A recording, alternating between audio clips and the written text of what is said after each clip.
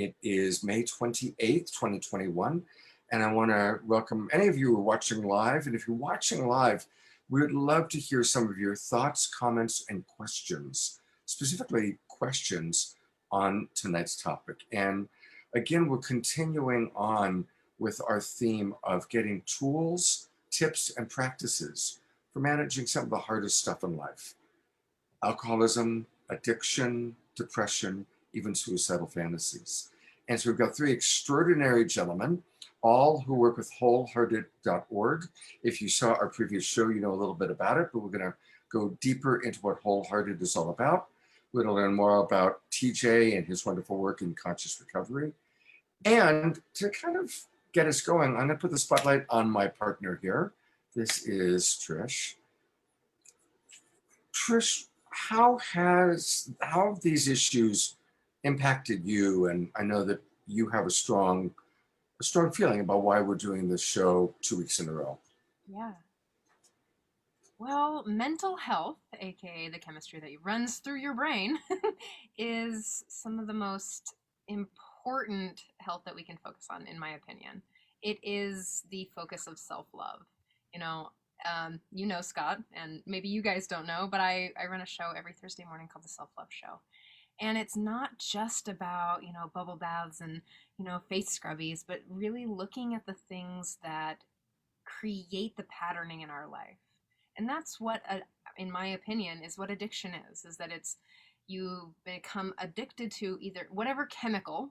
Could be a beer, or it could be the conversation, a negative conversation. It could be self-depreciating opinions. It could be owning the story that someone didn't love you, or it could be a severe chemical that you're running through your body. And it becomes a neurochemical, neural pathway in your brain. So you're automatically sort of going towards that. Our bodies are constantly looking for homeostasis, for that balance. And I hope that if I say anything incorrectly, that these beautiful fellas will totally, work this back around. But I think it's really important to talk about the hard stuff. This is called straight talk. And Scott, that what's really important to me is to really talk about the things that nobody wants to talk about. Because this is how we normalize the conversation. This is how we get help when nobody wants to talk about heartbreak or nobody wants to talk about drug addiction because it's so hush hush. It's still so taboo. And that's not how things change. Things change when we converse, when we get really honest, when we really share. Because so much. There's so many tools out there. There's so much information out there, and what is real and what will you. And so that's why we have amazing people come in. That's why we have TJ Woodward and AJ Fox and Roland. This is important conversation. So I invite all of our viewers and our listeners to really give us your questions about addiction. Give us your questions and share your experiences so that we can interact. Beautiful. And I've kind of put it on gallery view. We're going to meet all of these gentlemen. AJ is the creator, the executive director and producer, and man who makes wholehearted.org happen. But you know what? He's a little on the shy side, to be honest. So I'm going to actually start with TJ and ask TJ to tell us how you got introduced to Wholehearted and what Wholehearted has meant to you and what you discovered about it. And then we'll give AJ a chance to warm up a little bit. Well, that's perfect. So I'm assuming you're saying that I'm not shy, Scott. Is that the implication here? Because it's true that I am not. Absolutely. TJ, I will vote for you when you run for president. Oh yeah, no, too many skeletons in my closet for that. So I met AJ several years ago when I was presenting at a conference, and the immediate conversation, there was a synchronicity, and we were talking about how to make mental health, the conversation around mental health, well-being, addiction recovery, more available to more people. And we were talking about how, a platform like TED Talk is great. You get inspired for 12 minutes or however many minutes it is. But AJ's vision, which I really love, is not just to have talks, because wholehearted.org has some amazing talks, but for the people that really want to go deeper, that want to really actually transform their lives. And so he's brought together some phenomenal thought leaders. We've got Dr. Gabor Mate, Brene Brown, Marianne Williamson, this amazing person named Roland Williams is on the platform. I have the honor of being on it. And it really is a place where someone can go if they really just want to be uplifted, if they want to work on, as Trish said, some of the more difficult conversations, to look at how we can actually heal. So I think in the simplest form, I would say it is a platform for healing. Beautiful. Thank you. I'm going to, go ahead and go to the website for Wholehearted for a moment. As we take a look at it, you can kind of share with us. Here we go. There it is. And if anybody doesn't know Gabor Mate, TJ, tell us a little bit about him, since he's obviously such a big part of Wholehearted. Well, I'm going to defer that to AJ because he has worked with him for years, but I'm going to say my personal experience of him. I think Dr. Gabor Mate is a person that's speaking in such a profoundly deep and transformational way about how we can actually address some of the systemic issues that happen in culture. That's one of the things I love about him. He's a doctor, so he comes from this beautiful point of view where he brings in a lot of different components, including the physical. But one of the things I love about him is that he speaks so from his heart. He talks a lot about systemic and generational issues, and a lot about how we heal trauma, which is really, I was gonna say trauma is dear to my heart, but that is really true, because in my experience, just about 100% of the time, one of the underlying root causes of addiction is trauma, and he's someone who speaks to it in such a beautiful and profound way, and I've just always loved listening to him. Wow, thank you. So, how I know Gabor Mate is that he's big into trauma, but he's also into he's really into childhood, like how the childhood creates the trauma and how it creates the system that we live in our adulthood. He's also a compassionate communication. Like that's mostly what he's what's it called? Oh, compassionate inquiry is his whole platform. And I know Scott, you'd probably really love Gabor Mate because he really is really there in that place of understanding humans as human and loving them there. Beautiful. Yeah. Well, that's a perfect opportunity for us to put the spotlight on AJ. AJ, tell us about Gabor, but also tell us then about Wholehearted. And I think the two kind of come together. Your work with Gabor led to your starting Wholehearted. So tell us the story. Well, okay, so there are a lot of other people involved that I'd like to go back and spotlight, but Gabor is the most visible. Been working with Gabor for about, I met him like almost 10 years ago, and I'd gone to a bunch of his trainings, read all his books, and had conversations with him about, your work is amazing. I can't wait to see your first course or your first program. Year after year would go by, and there were a lot of individuals that worked with him to try and create something. But it's really difficult. It's really expensive. It takes a lot of time. It takes a lot of staff to put programs together. And so about almost 5 years ago, we finally just went to him and said, we're tired of waiting and the world needs to hear what you have to say. We'll do it. And at that point, I already had like the idea of Wholehearted in my head. But he was like the first person that we were really able to get behind. And so we brought him to Sacramento, California, and we did a 3-day, all-day workshop with hundreds of guests, and we produced a really high quality set of programs. And then we worked on post-production for almost 2 years and built the online platform, wholehearted.org, which is a video-driven online resource that focuses on talks, video courses, and training programs. A lot of our content is free, and some of it we sell. And fortunately, because of Gabor's incredible work and the support of TJ and Mark Lundholm, people like Roland Williams. The launch of the website was incredibly successful. And we now have over 100,000 people that are members, and we're growing by a couple thousand people every day. Wow.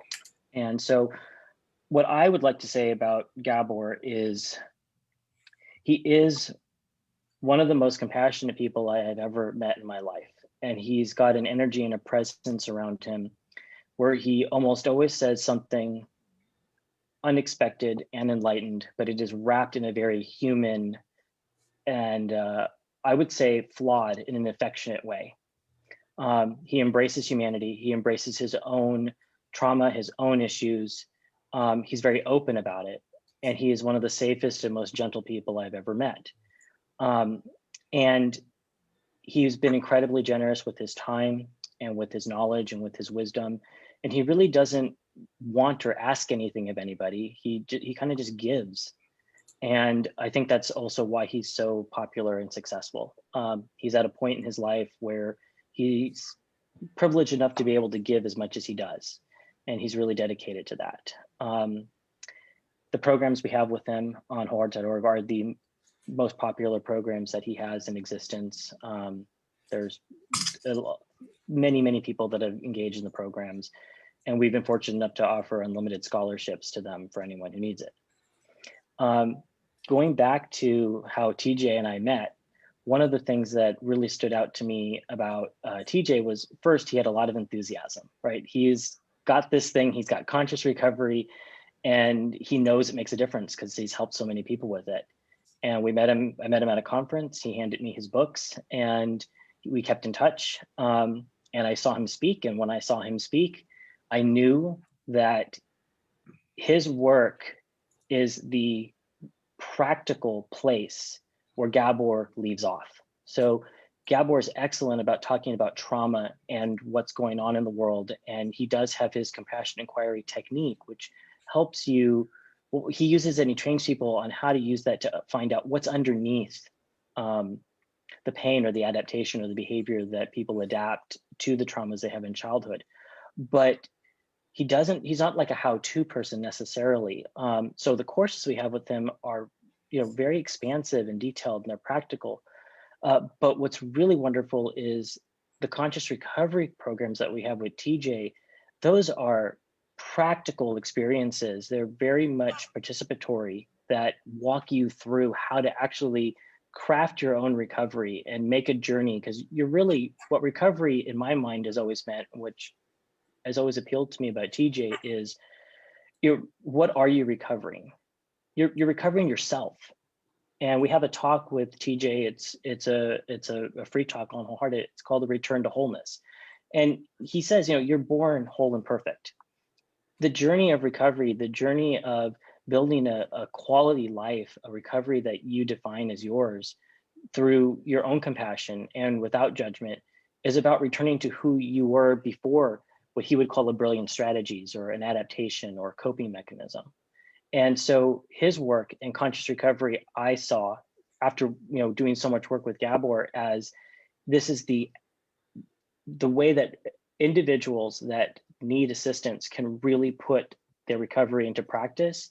And it's so trauma informed, and it's so open and gentle, but really supportive. And TJ has spent just so many hours in the studio with us creating, 20 hours of video or something that you are like gently guided through every single step and every single exercise. So I would say, as far as programs we've created, it is the most comprehensive program that I've been involved with. I'm incredibly honored to be involved with it. And I'm really excited that people are able to come on a show like this and learn about it. Also, to include Roland, we're currently working with Roland right now, and Roland's workbooks are equally as detailed and impactful and enlightening. And just in reviewing them, I have learned so much about areas where I was maybe blind or needed to become more aware. And as someone who's produced over 100 programs, to continue being able to learn from these brilliant people is an honor. So that's what I would really have to say about wholehearted, how we met, what we're working on, and I can answer more questions about Gabor because everyone has questions about him. He really is a brilliant man, and I would say that I would bet that if he was on this program, he would also encourage you to take a look at these other individuals because they've also dedicated their life to this work. Well, we're going to, hear at length from Roland and from TJ. So this will be kind of the last little bit about Gabor. Yeah. If people go to your website, wholehearted.org, I know that you're really putting a lot of attention and focus on the 8-episode course, Healing Trauma and Addiction. So tell us just a little bit about that for anybody that has gotten intrigued, and what would they get out of taking this particular course? And then we'll get to TJ and Roland. Absolutely. Okay, so Healing Trauma and Addiction is one of our flagship programs. It's 8 episodes long. It's a total of about 6.5 hours when you watch the entire program. When you sign up for the program, you own it. It is yours for life. There's not a limited time window. You can watch it anytime, as many times as you want. It's yours. It's called Healing Trauma and Addiction because that's really what it focuses on. It's Gabor's definition of addiction, which is any behavior that one continues to use to numb from pain or an adaptation despite negative consequences, and they're unable to stop. So it can be workaholism, hoarding, eating disorders, or drug and alcohol addiction. It's very expansive. It's very much about trauma, and it really helps people look at why they behave the way they behave and how to have compassion for yourself and others. He takes the approach of discussing this as a disorder in the entire family. So, or whoever you define as your family. So it's not specific to the person who is, quote, the addict or just the family. He integrates all pieces of this. It's incredibly detailed. Every sentence he says is something that's fairly profound. And so a lot of people watch and pause. And we have many people that have commented that they've had to watch the program multiple times. And each time they watch it, they take something new away, because when you spend 6.5 hours with someone like Gabor, it's almost impossible for you not to grow as a person and to heal somewhat. And so when you see the material again, you perceive it completely differently and you process it differently. You can actually feel your growth as you review the program again. The program was a pleasure to put together. It was like 2.5 years of work. I worked very closely with Gabor putting it together. There's almost 70 pages of written material that our team put together that goes along with it. And we are continually updating it with more material as time goes on. Beautiful. Thank you so much for the incredible work that you're doing. Sure. I'm going to go to gallery view because I want to share kind of a commonality between the work that Trish and I do with Love Coach Academy and my understanding of your work, especially TJ's. And I want to vulnerably share that I actually met TJ. I was looking for someone to do some coaching. I was going through a hard time. I was drinking too much. And TJ was referred to me. And it was perfect because I really appreciate his approach, that it's not about, I had a lot of trigger about the idea of being perceived as, a drinker or an alcoholic, which I didn't believe that I was, but I definitely was drinking too much and it was an issue and I needed to deal with it.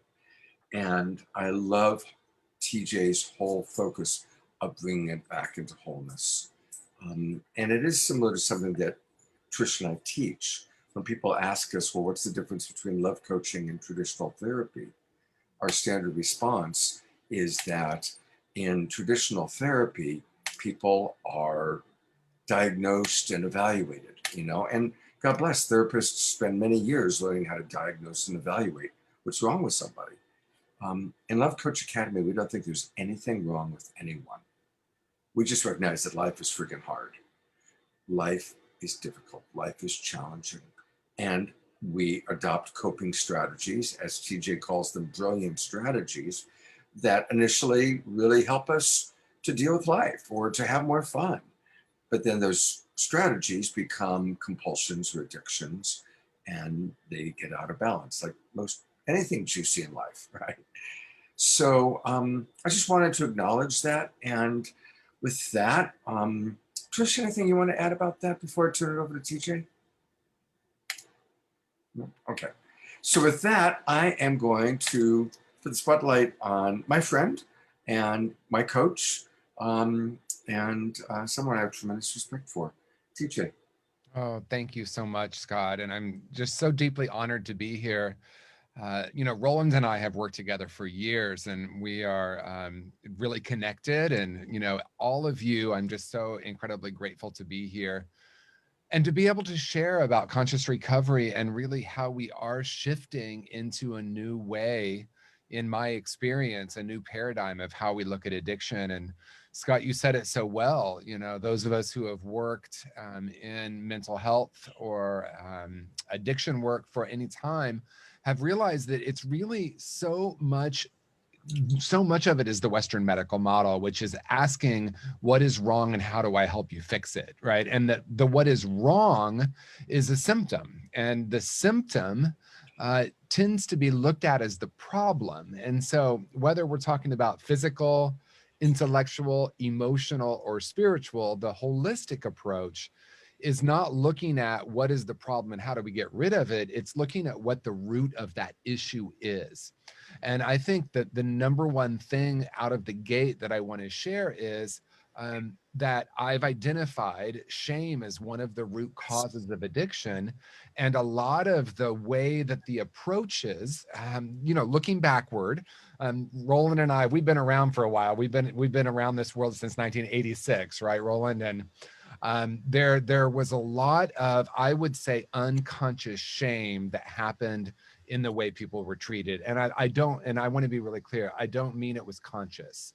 I think that whether we're talking about some of the support groups or a clinician or a therapist that was trained, there tended to be what's wrong here, or maybe even I have the answers for you. But what happens is, and I like to go a little deeper with it and talk about the quantum field, and that is what I'm looking for. Actually, there's a higher possibility or probability that we will discover it. And so we're multidimensional beings, and conscious recovery, Scott already spoke to this, but at the root of it, we're recognizing that, as AJ said, we come into this world as whole and perfect beings. I would say whole and perfect spiritual beings. And then life happens. We could use another word, right? But life happens, and we start to believe fundamental lies about ourselves, and we develop core false beliefs. But it's much more than a belief. Shame is a frequency, right? It's a way of being. It's in the body, it's in the mind, it's in our hearts, and it's in our spirit. And we end up believing these lies about ourselves, and then we end up creating our life based on that.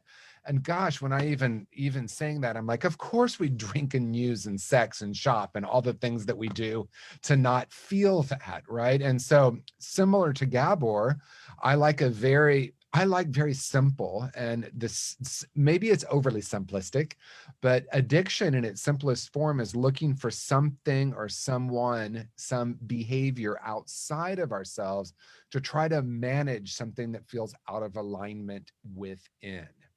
And in that way, we can look at the brilliance that it once was, right? Not even that it was a coping mechanism, but that it was a brilliant strategy. And I actually, I'll let other people talk, but what I want to, I guess, close with for now is I am interested in really changing the entire paradigm of how we look at people and how we view people and how we treat people. And I'm using treat with air quotes because I'm interested in us no longer calling it addiction treatment or treatment centers, but we move into actually healing, addiction healing centers. And even addiction healing isn't 100%. It's really about creating a space for us to return to our wholeness. And that I really know that we can heal the underlying root causes. That the mind might want to say, oh, is he saying I can drink again? Not what I'm saying, but what I am saying is I like to ask the question, what gets created when? So what gets created when we are told we have a chemical imbalance or we have something organically wrong with us, and we don't even know if that's true. That's just what we've been passed along. We've been told that addiction is a chronic lifelong illness that cannot be cured, only treated. Not to debate that, but to look at what it creates. What does it create when I believe that?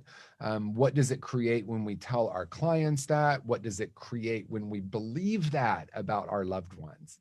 Even believing it. I had the opportunity this week to speak to a group of mothers, and the number one thing that it's like giving them permission to not look for what's wrong with their child and then go into blame about who's at fault and how did it get created. So if we can shift from blame to curiosity, that alone will have a profound shift, create a profound shift. Thank you, Scott. Well, thank you. And, of course, being that you're talking about conscious recovery, and our audience is the Global Peace Trust. So there is a spirituality, a non-denominational spirituality that's beautifully woven into your teaching and your approach. And I agree. I think shame is the great human epidemic. Yeah. And I always love that delineation that guilt is when we feel bad about something we did. Mm-hmm. Shame is when we feel bad about who we are. Right. And we all have shame around something. And it is important to, and coming out of a worldview where people were consistently shamed. 3 of the 5 world's great religions are very much built around shame. Yes. I remember being a little boy walking into the church and seeing this guy hanging on a cross in agony and wondering why we were worshiping him. And then, he died for my sins.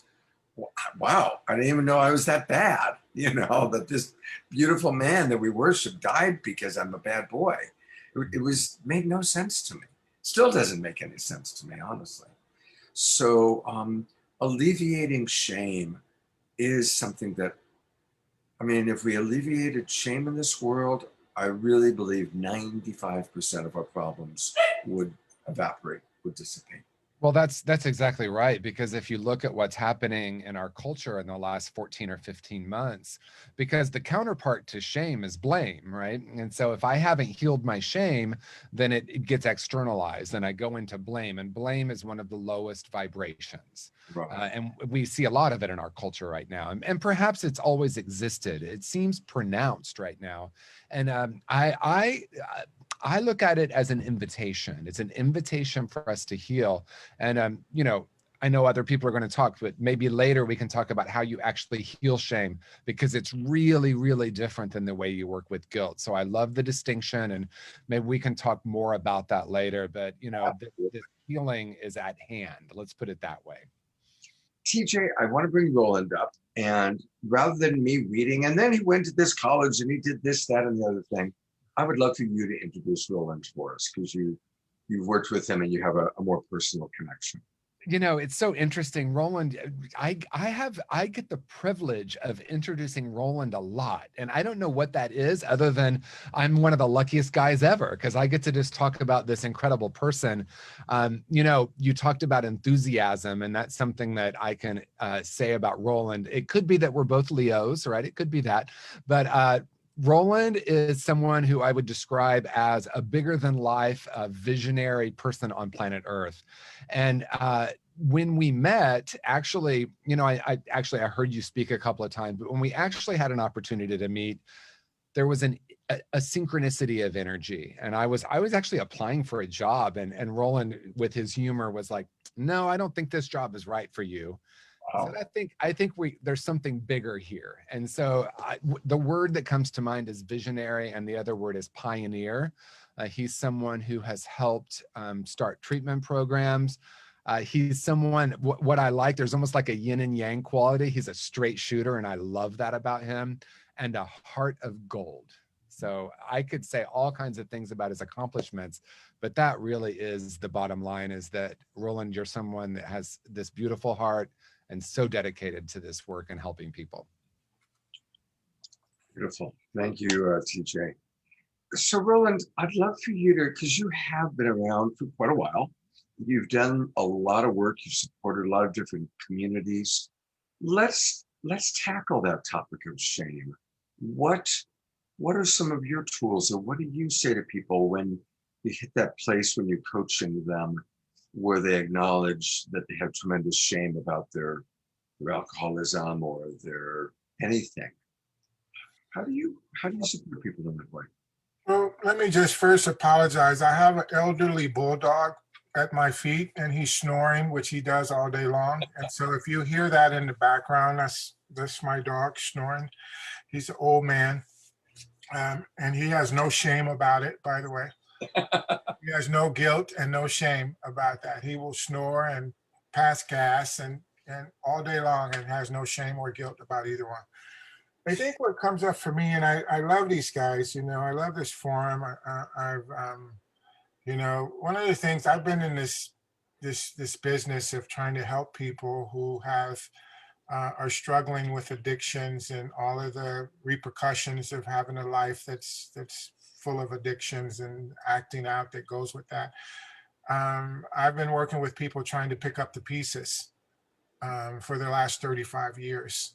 And so I've seen a lot in this business. I've seen the shame, the wounds that are left after a person has spent a lot of time and energy trying to fix something that can't be fixed by a substance or a process, and the frustration and the fear and the hopelessness that comes from that.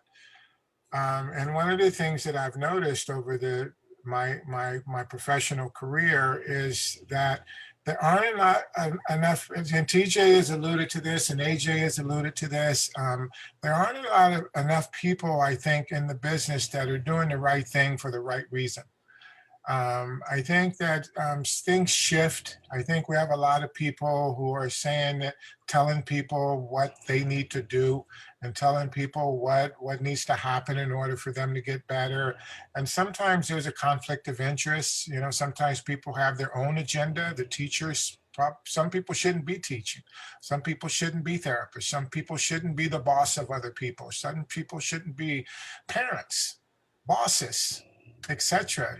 And so I've seen a lot of things that are kind of heartbreaking in this business of us in the name, things being done in the name of healing or helping people get better. And I've also seen a lot of people who, in my opinion, are passing along and giving energy to bad information.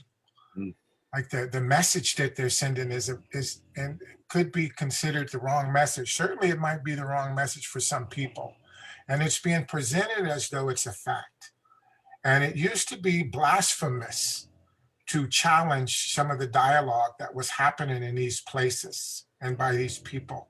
If you challenge that, it was, well, what do you know? Your best thinking got you here. And it would break somebody's heart. It'd be like I said before, it'd be like you're telling somebody their baby is ugly. You're telling somebody that what saved your life might kill me. So it's been rough. And so when I see people like AJ and TJ and people who they say that we don't care how much you know until we know how much you care. Like seeing somebody who has compassion and knowledge together, that's a wonderful combination. And I see it both with these two guys. Not only do they have knowledge, they're brilliant and they're compassionate, they're authentic. And authenticity is such a rare thing, unfortunately, in this business. And to have people be teachable and to be open to new ways and recognizing that there's no one size fits all, that if we really want to help somebody, if we really want to help somebody address, heal, move forward past a place that they've been stuck for a long time, you have to really get to know that person. You have to stop what you're doing and you have to recognize that, before I tell you what I think you might help you, you tell me what you think might help you. Yes. You tell me your story. One of the things I've been doing, I still see people, and I don't have to, but I like to. You know, I've been doing this long enough. I don't have to see people individually, and I don't have to work with families. You know, I spend a lot of time working with businesses and treatment centers and that sort of thing. But I like seeing clients. And one of the first things that I do in my therapy practice with people, or my work with people, is I shut up. And I don't come in with a pen and paper, and I'm not taking notes while they're talking. I say, tell me your story. Tell me your story. And I listen. I listen to their story. And then we work together. I try to work with people together to try to get to some of the stuff that they feel is holding them back. Try to work together to see what kind of things do you want to work on? What kind of things do you want to change? And how do you think we might be able to do that? And I have a lot in my toolkit, you know. I mean, I've been doing this a long time. I have a lot of tools, but I don't assume that I know what the right tool is for this particular person. And that's one of the things I love about TJ's work. And I've watched TJ, I've watched this blossom. You know, I've watched this start as an idea, and I've watched TJ work with people. And I've watched TJ's, his I don't know about this, you know, maybe there's a better way to do this. I don't know if we're really looking at this the right way. And I've watched it evolve to become conscious recovery, and to hear TJ articulate it. I think, as you said, Scott, that, or as AJ said, that TJ has figured out a practical way to give people a different way of looking at how we've been treating people with these problems, with these issues. And it's a loving, kind, forgiving, understanding, inclusive way. It's a non-adversarial way. And you know, people just respond to that.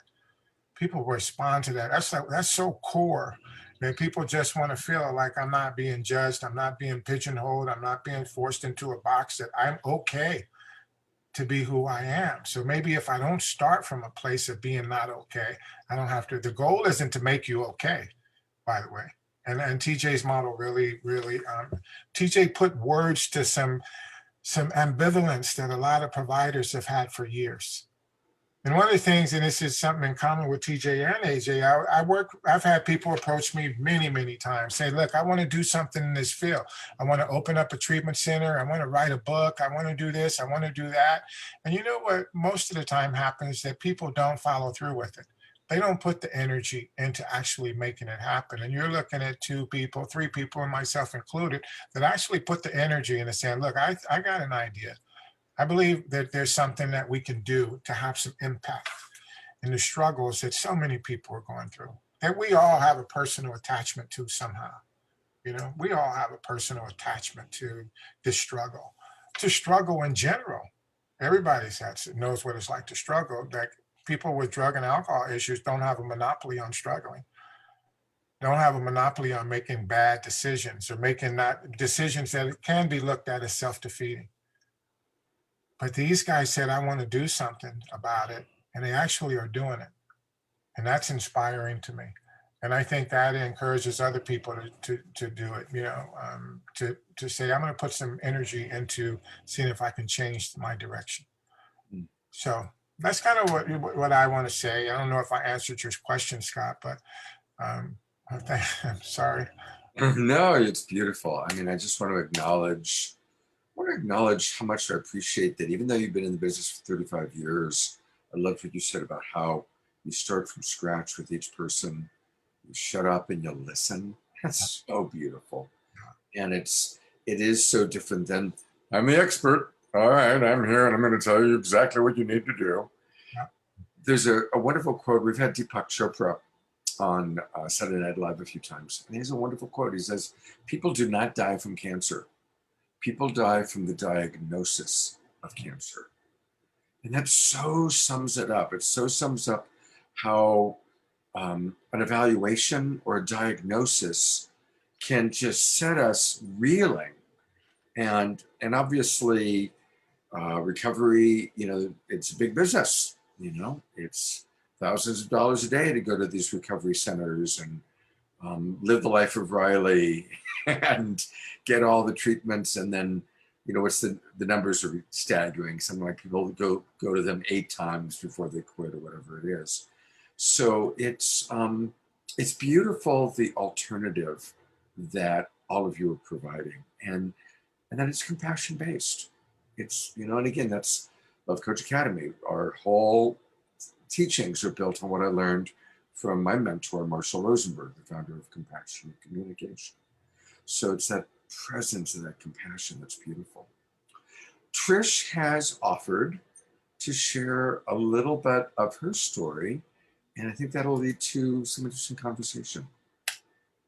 First, I really want to say that about the shame piece, like, you want to get stuck somewhere and not being able to grow anywhere is really just to like dig your shame guilt complex. Like that's what I did for a long time. Just on a little side note is that I've really uncovered recently, there's a shame guilt complex within my mother's side of the family, and they play it out on each other in this particular way that makes them all want to run away. That's part of a little bit of my story, is that, my parents were divorced really young, like 3 months old, that I started to create ways as a child to get my needs met. If I was really, really good, then I could get my dad's attention. And if I was really bad, then like bad things would happen. And so I facaded this experience in my life to get my needs met. My need for safety, my need for attention, my need for food. Like there was all these things that I created, and then just to throw in some socioeconomic status kind of pieces, is I grew up in a trailer park in Montana with my mother in a 600 person community. Like it's the tiniest little town, like 5.15 was minimum wage. There was just like nothing. And then my father, who was in the middle class. So there was all these like trying to maneuver through the world, being a woman, having to contort for, to get my needs met, and just that, and that whole systemic belief system about this, socioeconomic status and being a woman. And so as I realize how I'm creating, as now in the last 10 years, how I'm creating situations in my life to get my needs met, which put me into very crazy, dangerous situations, especially with sex, drugs, alcohol. I started to crave feeling okay, because society doesn't really give us the coping skills to manage or even to process our emotions. So I got into, I never really got into heavy drugs, but I got into psychedelics and ecstasy. Like ecstasy was like all the time. Most of the few years that I was doing it, it was like straight through. And the things that I was mostly addicted to was really in that codependent patterning, trying to meet your needs for like as a child, as a codependent, like bonding piece. Beyond that, it was sex. The sex was the closest place that I could feel connection inside of myself and with another person. So it was like, and then the alcohol piece was a social connection piece. And after I really dissolved it and started to step into what I'm really driven by, connection, obviously, connection, collaboration, and human interaction, that it started to dissolve a little bit of like, can I be uncomfortable? Can I just be in uncomfortable? And I love and can be compassionate with myself here. And I love what you all three are saying, and Scott too, what we all four are saying, and what the foundation of your work is, especially for men. Like I love hearing that men are like, yes, I can hold people in their deep, dark, like, like that's changing the world beyond just recovery.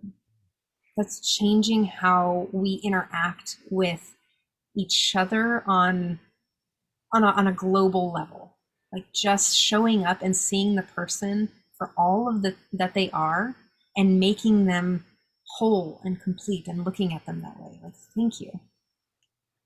So just curious, thank you, first of all, for sharing so vulnerably about your history.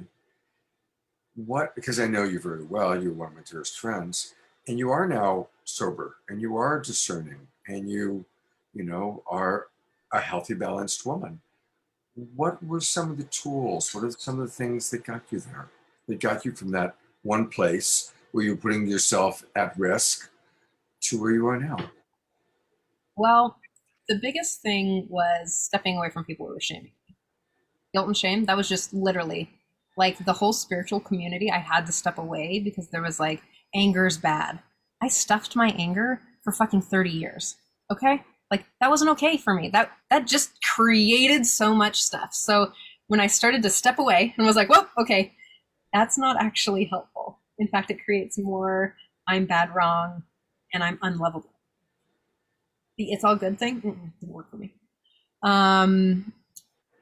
You know, the first thing that helped was a really profound hypnotist who helped me stop the nightmares from the sexual assaults that I experienced. That was the first one. And then from there, I found Christine and Dick Price's work, Gestalt, the Gestalt awareness practice, dropping in, slowing down, and actually learning to acknowledge my feelings. You get it off, like feelings, I didn't want to do that. And then I found embodied Gestalt, which meant I didn't have to process outward. I didn't have to say a word, that I could just get into my body. I could just express out flamboyant movement and really process my emotions without processing my language. And then all of that dropped me into your work, Scott. And I swear to God, like if I was just to give everyone one thing to do for the rest of their life, I would just say the self-empathy tool. How to go from the neurotic brain, how to really like acknowledge your own feelings, and then to just acknowledge your wants, needs, and your drivers, like what your value system is that's like pushing you forward, and to be able to speak from that place. Because not only does it do that, like if I ask TJ and I'm like, my need for connection needs to be met, can you collaborate with me right here? Because I'm unregulated. But here's the key point is that I've self-regulated enough to ask TJ that. But the cool thing, Scott, just one more piece, is the cool thing about the self-empathy tool is that as I become more compassionate and empathetic with myself, that my capacity to be empathetic with another person just increases like vast exponentially. Is that now, because I can actually process it myself, I can come to AJ or Roland or you or TJ and be like, I've self-sourced this and now I'm ready to hold your stuff too, because that's relationship. Those are the things. Beautiful. I'd just love to open it up. I'm going to go to gallery view. Is anything that any of you want to add that you were inspired by listening to Trish kind of share her story? Well, I will start by saying thank you, and we'll have to have an offline discussion about ecstasy. Let's just say I was actually at the birthplace, literally, of ecstasy. I got sober really young before it actually got mainstream use, but we'll leave that. Except I will say there's not a surprise there when I hear your story, because what ecstasy did for me, which of course was a temporary experience, but it did it beautifully, was it took down the barriers. And it helped me to experience love. You talked about a couple of things that I think are really important. And of course, to clarify, it didn't keep working that way. Otherwise, I wouldn't be sitting here talking about this, right? It did not continue to work that way, everyone. It worked that way once, and then I chased it for every weekend night for another year, and it got really dark. But at the root of it was this deep need to connect, and to connect with myself and to connect with each other. And I want to speak to something that you talked about, and that is, because I love Scott's question, so what did you do to heal it, right? What did we do to heal? And with conscious recovery, and I know it sounds like there's so much synchronicity for a lot of us, it really is about getting down to and having compassion for the little self, right? The child, the self that made these big, huge decisions at such a tender young age. Like at age 7, I closed my heart. I built a wall around my heart. And unfortunately, a lot of the mental health, or what used to be called mental illness, some people still say that, but I don't, or the addiction models, it's really tends to be cognitive, right? So how many times have you heard someone say, well, change your narrative or change that story or rewrite that story? And if it were just that simple, first of all, people wouldn't be in treatment 5 and 6 times, or maybe feeling stuck in therapy for 20 years, because really it is about getting down. And as Trish said so beautifully, learning how to actually feel the emotion, have that emotion, have compassion for myself as a being that has emotions, right? And so the reparenting is such a huge part of it. It's just so crucial.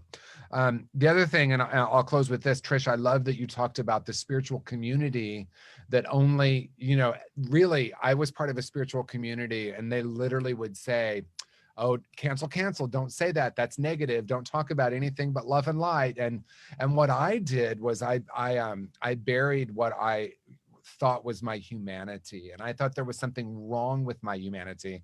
And I would hear people say we're spiritual beings having a human experience, and I woke up one day, I just shot out of bed, and I thought, no, we are spiritual beings having spiritual experiences, that all of it is part of the spiritual journey, that there is no such thing as a negative emotion. I actually have gone to treatment centers, and they would list the positive emotions and the negative emotions on the wall. And that's addiction. It's like, this is negative and I must be rid of it. This is positive, I want more of that, right? So living in that duality. And my darkest times have been equally as useful, if not more useful, than the times that I'm like, oh, that was so wonderful. And if anything, if nothing else, my own sexual trauma, for example, and healing my own sexual trauma, or always a process, but in that healing process, has made me uniquely available to be present with someone else's without going into a story of blame or feeling sorry for someone, right? Oh, that's so horrible that happened to you. No, let's be with this. So once something's healed, we hear hurt people. I think I said this on Saturday night, but we hear hurt people hurt people. Well, healed people heal people too. We're a presence for that. Like, I'm not healing someone, it's by my own healing. And that's true for all of us here. Through my own healing, I become a presence for that. I love that you're saying that, because it's so important that, again, yeah, I'm just going to reiterate, there are no bad, good feelings. Right. Humaning is just emoting. And I have this idea that I've come to this planet just to have sensation. Like, I reincarnated here, Disneyland, to just sensate out. Like, I'm just here to emote and ride the roller coaster of that, and to connect with other people. Well, I think you've come to the right place. There are plenty of opportunities to have emotions on planet Earth.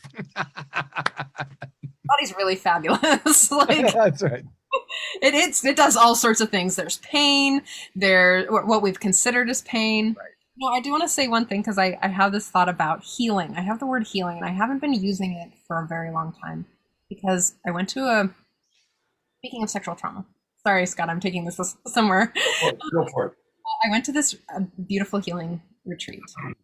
And this woman, she got up, and at the end of this amazing 7 days, we were all psychedelically high just on the process work. It was fantastic. And she got up and she's like, I'm not effing healing because I'm not effing broken. That's right. And I was like, oh, I can't use that word anymore. And I've used transformation ever since. Yeah.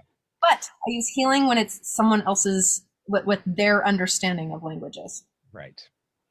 Of what that looks like for them. Yes. Gosh, you guys are so beautiful. I love these beautiful men, Scott. Thank you for bringing them. Absolutely. Gosh, there's so many different places that we can go, but I think what I want to hear a little bit more from AJ and Roland.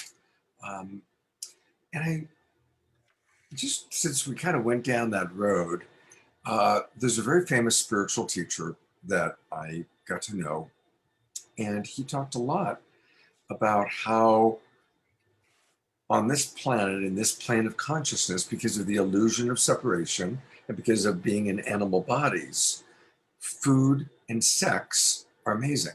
That there's no other place in all the cosmos where food and sex is so incredible. And that's why so many people are really into food or really into sex. And Neem Karoli Baba, who was Ram Dass's guru, talked about that. And for him, it was food. And they would just like eat. And you see the picture of him, he was like gluttonous and he just loved to eat. And he said, you know, when I lose my appetite, I'll leave my body because that's what keeps me here. Because the bliss, that kind of permanent ecstatic, non-drug ecstatic bliss that exists in the higher realms is so yummy. And it's so dense down here. But there's nothing like food, there's nothing like sex. So I just wanted to add that. And for anybody listening, if you really love food, or you really love sex, or you really love to get high, there's nothing wrong with you. It's a natural human urge. And then our pleasure memory stores the memory of, wow, that was really good. I want more. You know, whether it's Haagen-Dazs ice cream or sex with our lover or, you know, a substance that put us into that state. So with that kind of, I'd love to open it up to the question of how do we manage our pleasure center? Like TJ said, he was chasing that first ecstasy high that changed his life. And, you know, there's that famous line that every heroin addict is trying to repeat their first heroin high. So how do we manage our pleasure center that just remembers how yummy something tasted or felt when we recognize we can't keep chasing it?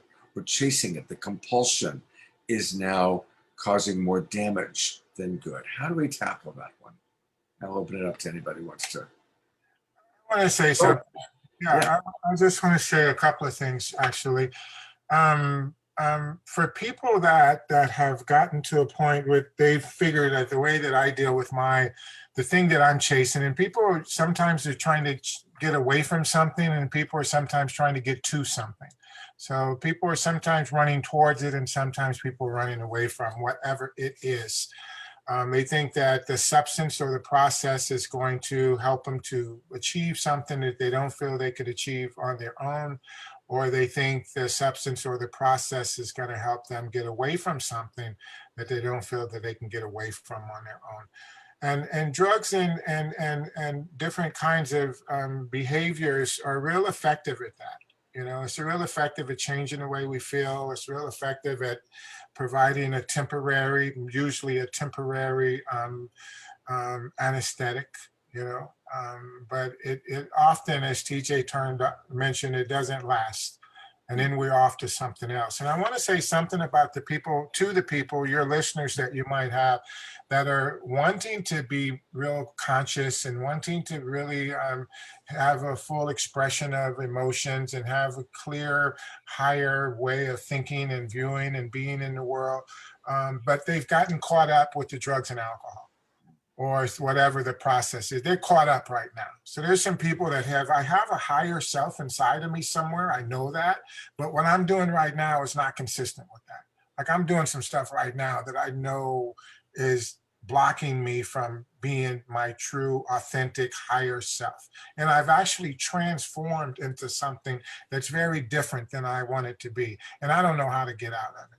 And I just want to say that it's so important for people to understand that I don't know how you're going to do it. I mean, I have ideas about how people do it, and a lot of people there are a lot of people out there that can give some suggestions, but I think it's real important for people to figure out how to get off of the stuff that they're using in order to open up their consciousness and open up their heart and their spirit.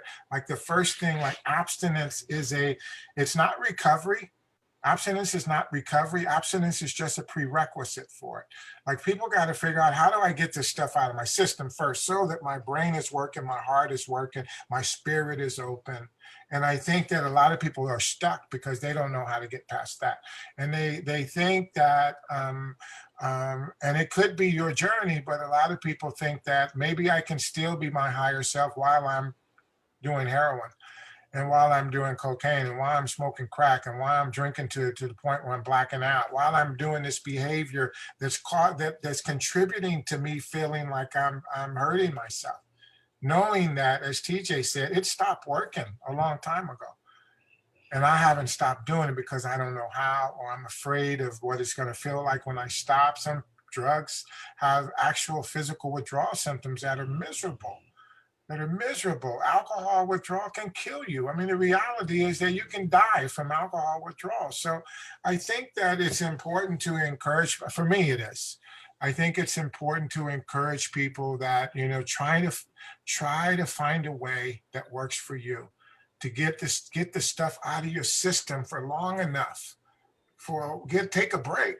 Find a way to safely get it out of your system so that your spirit and your mind and your emotions are not clogged up and distorted by whatever it is that you're doing, and get some help with that, because one of the paradoxes of this recovery thing is that you alone can do it, but you can't do it alone. So, get some help with that. And what I've noticed for a lot of people is that, and I think, Scott, you're alluding to this, is that a lot of substance users, drugs, alcohol, will stop using the drugs and alcohol. And we have a saying in the industry that a lot of people will put down the spoon and pick up the fork. Right. I think I gained 30 pounds my first year of recovery. I gained 30 pounds the first year because I was skinny my whole life. In my addicted life, when I was using, I was skinny because I'd rather do drugs than eat. And then I got clean and sober, and then I started eating. And then when I was active in my addiction, I actually didn't like sex. I thought that anybody who really needed sex was weak. I didn't want to need anything other than my drugs. And then when I got clean and sober, some girl gave me a hug, and I was like, damn! And my body woke up. And then I went crazy, And so what a lot of people do is that they'll substitute. They'll stop using the drugs and alcohol, and then they go to food and sex, which are the two top ones. And then, then it graduates. People find it's like whack-a-mole. We always talk about that. People are finding some other way to act out, to try to fix that stuff that TJ's talking about.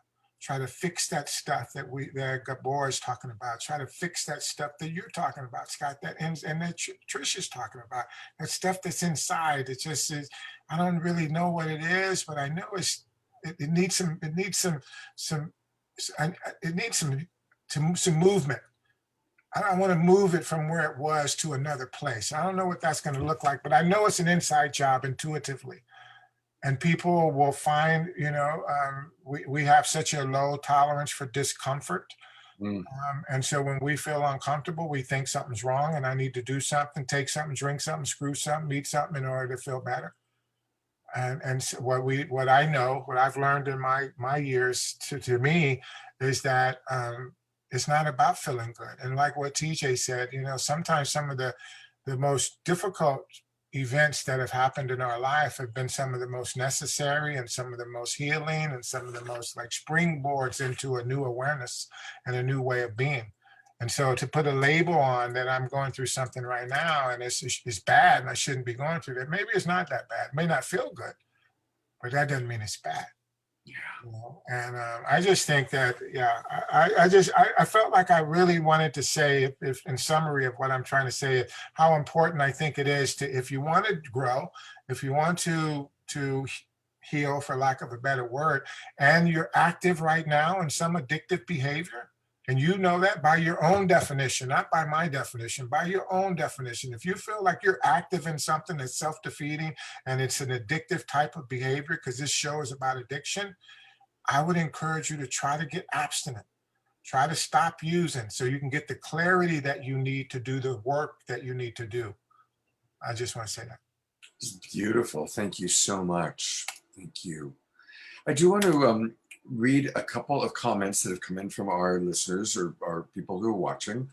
And then to kind of wrap us up, I have one more question. So I'll tell you what the question is now, and then you guys can all think about it. I'm sure you've been asked 1,000 times. The question is going to be, what's your advice for people that are very close to family members or loved ones that are using that, you know, John sees that Sally's using and it's hurting Sally and John wants to help. What's your advice for John? So we're going to get to that in a moment. But I want to acknowledge, thank you, Joyce. She's watching on Facebook. She writes, shame seems to be the prime motivating force in our patriarchal, paternalistic world. It's a way of dominating people. So thank you, Joyce. I tend to agree with that. Nancy has suggested weaning off in response to what Roland was saying about becoming abstinent, to wean ourselves. So I'm curious if any of you have any thoughts about that. And Jerry Anderson, our mystic abbot, writes, often chasing filling the empty space is because people have the illusion of separation and they have not realized or are currently not realizing their true eternal self. And I definitely want us to tackle that, because if we're lucky, we've had some sort of a spiritual revelation, some sort of an oceanic experience where we've experienced, not because we read a book, but we've actually experienced our oneness with God, our oneness with life. Maybe for some people, it's oneness through Jesus or through a religion. Others, it's just one with nature. If we've had that epiphany, if we've had that near-death experience or that psychedelic experience where we remembered, oh my God, I'm eternal, I'm multidimensional, I'm not just in the body, that's a real blessing.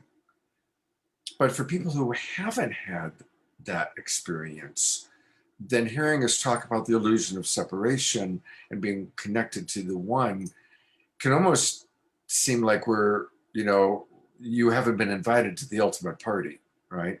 Let me tell you all about this incredible party that we're hip to, and oh, you haven't experienced it? Too bad.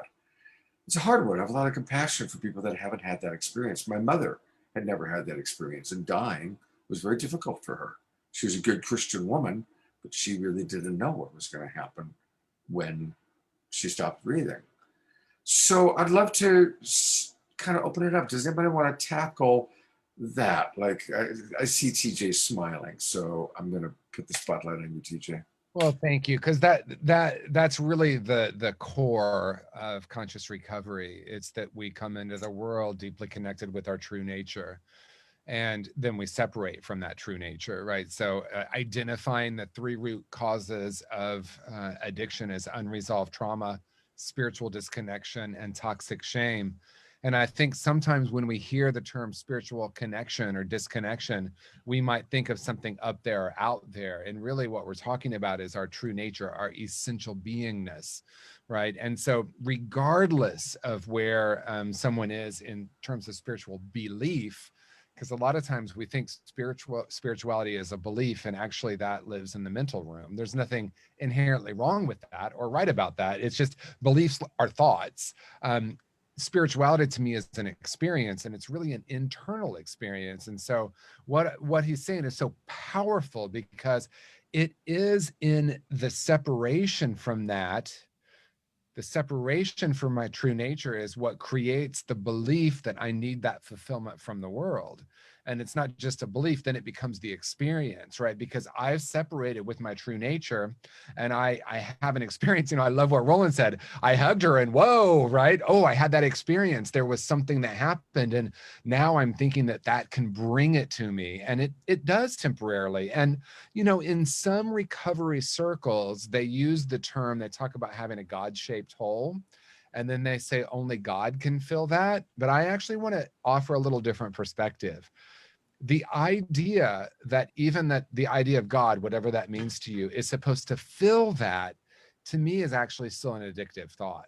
Because, you know, when Trish talks about healing, right, it's really wholeness. It's not really healing. It's the great remembering that we're already essentially that. And so it's not about filling that emptiness up with something. In some ways, it's about learning how to be with it and to walk with it. And then, you know, we could do an entire hour on the illusion of separation, right? Because that is what happens. We start to believe that we're broken or damaged or separate from, or not good enough, not lovable. And then we're walking around with that frequency, and then we find relief outside of ourselves and we want more. The issue though, you know, Trish, you said it so beautifully earlier. If I'm walking around believing I'm not lovable, and I'm trying to find relationships to feel more lovable, the issue is it's the frequency of the unlovability that becomes my chooser. It's really popular in our culture now to talk about what we're attracting. You know, I keep attracting. Roland, if you and I could have, and Scott too, I'm sure, if we could have $100 for every time someone said, why do I keep attracting unavailable people? We could have retired decades ago, right? Because that's really popular to say. My friend Marianne Williamson says, I was on that treadmill. I had a Walkman. That's how long ago it was. I had a Walkman. I was on the treadmill. And she said, the first important step is to stop saying, why am I attracting this? And to start saying, why am I attracted to it? Right. But not from a place of blame or shame, because it's very easy to go into a place of blame or shame, but then to become curious. Well, of course, I chose the absolute perfect partner to confirm the core false belief. It wasn't conscious, but I felt unlovable. So I could go into a room and the person that was very available to love me, I would literally repel from it. It wasn't about attracting that. It was like, oh, there he is right over there. That's the one I want to get into a relationship with. And it wasn't conscious. On a conscious level, it was please love me, please love me, please love me. On an unconscious level, it's like, I'm only going to choose. These people weren't bad people, right? They chose me because I was going to confirm their core false belief. The last thing I'll say, I remember at one point I was going to Thanksgiving at my family's and I had this narrative of like, oh God, I'm going to early recovery. Oh my God, I'm going to be with my family and they're going to push all my buttons and they're going to trigger me. And I'm like, oh wait, I'm their family member. I'm about to do that to them. There was like this big epiphany. It's like, oh, we have all these unconscious patterns. And as long as they stay in the unconscious, we're just pushing up against it and pushing each other's buttons. My Beautiful. business calls it sacred friends. It's supposed to touch those places so that you can look at it and love yourself more deeply. Wow. Thank you so much, TJ. Thank you. Beautifully stated. All right, the last question of the night, and then we've got kind of I want to hear from AJ a little bit more about wholehearted. But Well, that question, Scott, oh yes. do you mind if I actually talk a little bit about what TJ and Roland were speaking about? I would love for you to. Absolutely. So, okay. So I'm not in like recovery in the traditional sense. I've never used drugs. I don't drink. I don't even drink coffee. And I know a lot of people will be shocked by that. And I've never had like the profound shift or spiritual experience. One of the things I struggle with and always have struggled with, and it's maybe even obvious in just how I speak, is I don't feel a lot of high or low emotions. I have a lot of numbness in me, and I'm a workaholic. So that really is my brilliant strategy, my coping mechanism, that my core false belief is I can't actually heal myself or help myself, but I can help others through partnering with people like TJ and Roland. That I don't maybe have a lot of profound or enlightened things to say, but I can at least be part of other people's journey and sharing that with others. And so I might be like a lot of the people that are watching this, trying to figure out, well, when will this change happen for me, or when will I experience that? And I know that that's just part of the inner work, and I know that that's perhaps wholehearted is part of my timid entry into that self-exploration. And what I want to say is, if you haven't had that experience yet, it's okay. It's taken me a long time to have and find compassion for myself to say, you've had some experiences that make it more comfortable to go through life by suppressing some of those feelings of joy or fear. And I have a lot of anxiety. Often I struggle with that. And I know that the anxiety is a result of me pushing things down, and I push down joy and I avoid it. And I bury myself in work, and I'm afraid to create personal relationships because I feel like close personal relationships or intimate relationships won't meet my needs. So I instead have working relationships and transactional relationships. So I'm on this journey myself. And I say all this because you've done a lot of, you spent a lot of time promoting Wholehearted, and so have all these other people, and I really appreciate it. And since I'm the main driver behind all of it, I want to be completely transparent and authentic and say that I'm on this journey too in my own way. And I'm very privileged to be able to spend time with Gabor and TJ and Roland and Mark Lantome and Dr. Davis and all these incredible people that we've worked with. And so Wholehearted is really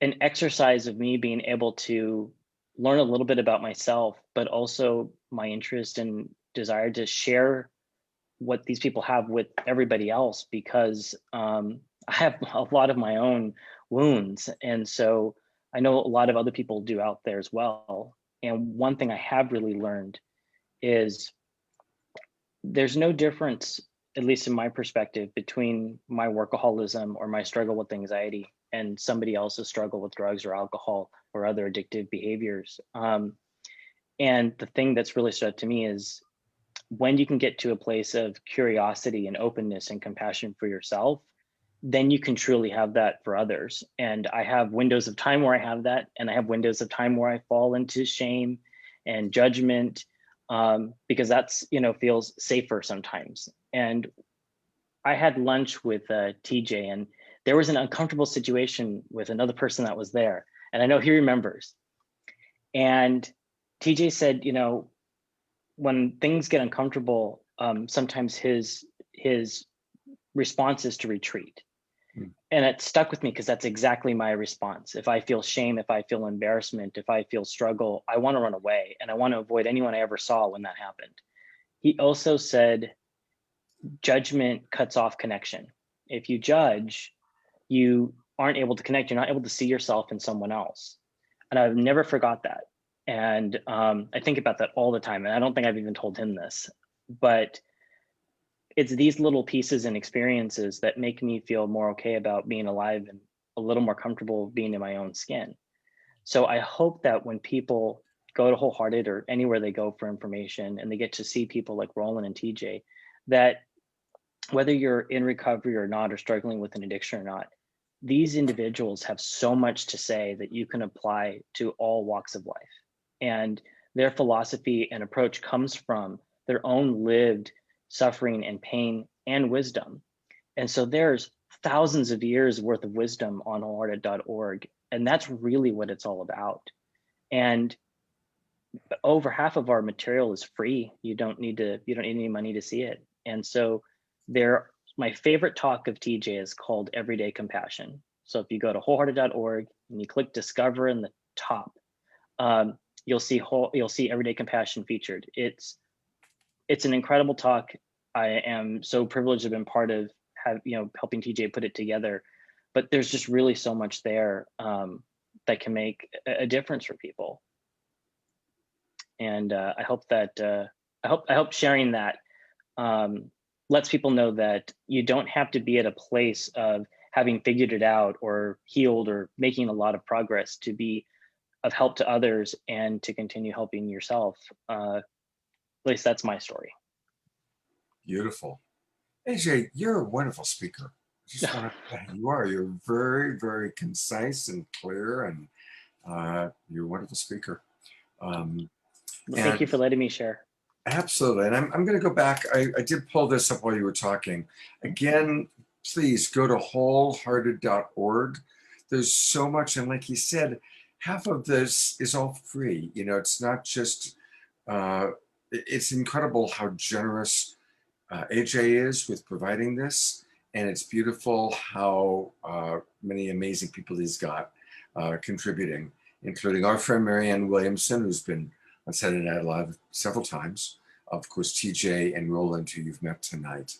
And I look forward to discovering your other people, discovering Mark and Jeremy and John and Dr. BJ. So there's some really wonderful new people to discover here, and I'm looking forward to that. I would love to get that answer to that question of, and it'll be our last question of the night, how do we manage a really well-meaning relative or friend who wants to help their friend get healthy, get healed, whatever words we want to use. What's your Roland? Thank you. I encourage people to, if you have someone that you love or someone that you care about and you see that they're struggling, I encourage people to be honest about that. I think the best thing that you can do is be honest and say that I'm worried about you. Be willing to be wrong. I don't think you ought to diagnose anybody, but I think it is perfectly appropriate for you to say, I'm worried about you. I'm concerned. Can I help? I think pretending like it's not a problem or thinking that it's going to work itself out or being afraid that if you say something, you're going to hurt people's feelings or you're going to upset them or you're protecting yourself from their response. And so you don't say it. Here's why I say that, because so many times, and TJ for sure knows this, those of us who have worked around addiction for years, we've got a lot of tragedies that we know about, that there's a wonderful, beautiful spirit got snuffed out that died because of their addiction. And you know what happens when people die or when something horrible happens as a result of addiction? Those of us who are left behind think about, wow, I wish I could have done, I wonder, could I have done something different? Because I knew, I was concerned, we all were, and what could we have done differently? And so the people left behind always are thinking that I wish that I would have done something. And so what I would suggest, if you have a concern about a loved one that might be on that road, on that path, by all means, I would say something about it in a compassionate, non-judgmental way.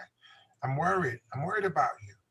And I love you too much to sit around and watch you destroy yourself. And again, be willing to be wrong. But I think not saying anything can be one of your biggest regrets if something happens to that person. And I think that there's a thing we use in therapy. It's called SBIRT, and it's an acronym. It stands for Screening, Brief Intervention, and Referral to Treatment. And what it really means is that just a simple conversation to a person who's struggling, a simple, honest conversation can have an incredible impact. Doesn't have to be an all night, hour long process. Just a simple conversation is this, hey, this is what I'm seeing. And I'm worried about you. And I love you too much. I care too much about you to sit around to watch it happen and not say anything. So I say be direct and be honest and be compassionate. Beautiful.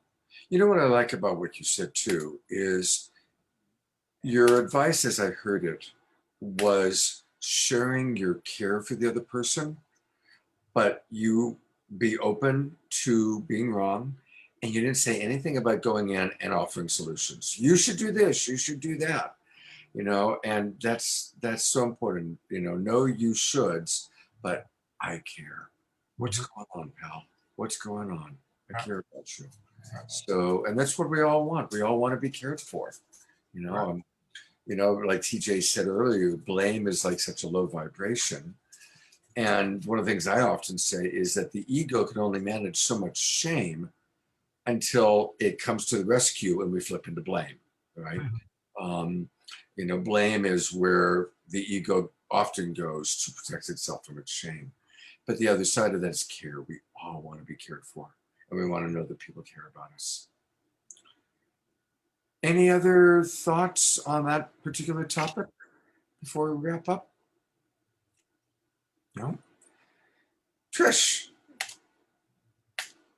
Well, we're just gonna drive the key point home is you can stay out of judgment and just sit with them. Can you be in their discomfort with them? Can you be compassionate? There's people that I know who are still using. There's people that I know who are still having sex for they're getting their needs met for attention and for closeness. They can't find that in themselves, or they're scared to. And so it's just, can I be with them? Meaning, like, can I sit in compassionate meditation and just like, how do I connect with them there? And what, I don't need to enable the behavior, but I can just be and understand and just like, yes, listen. Because that's what, you've said this a zillion times, Scott, and I know this is one of the foundations that you teach, is that, we want to be loved for being ourselves, our human selves, our messy, like, we just want to be loved and accepted. And that's really, like, if I go to someone and like, you're bad and wrong for doing these things, like, that's just not going to make them safe to want to shift or change. So the compassionate approach is really the key to really do anything, to love deeper. And, for you guys have heard me share this, is that my definition of love has changed over the last few years. And it no longer looked like whatever weird social thing that it looked like, but more of radical acceptance of what is. And can I love that person in their choices without making it mean anything about me? Without making it mean dehumanizing them in any way or objectifying them in any way, but to really be with them in their humanity. And rant. Beautiful. Well, I am going to actually take a minute to just acknowledge Trish is a great coach, and you can learn more about her. When she said radical acceptance, I remembered that she's got this wonderful website, which is really her website. And if you want to learn more about Trish, she's a brilliant coach. Go to embodied-happiness.com and discover the path to radical self-acceptance and how you can walk that path with our beloved friend Trish. Thanks, Scott. Absolutely. And while we are on it, I'm going to go to each of you and your websites. I'm going to go next to our friend TJ. And TJ, I've got Conscious Recovery here. Tell us a little bit, and I know you did this last week, but for anybody watching who didn't see it, I love how you broke down your website with I am. So when you go to consciousrecovery.com, scroll right up to I am, and which of these three categories do you fall into?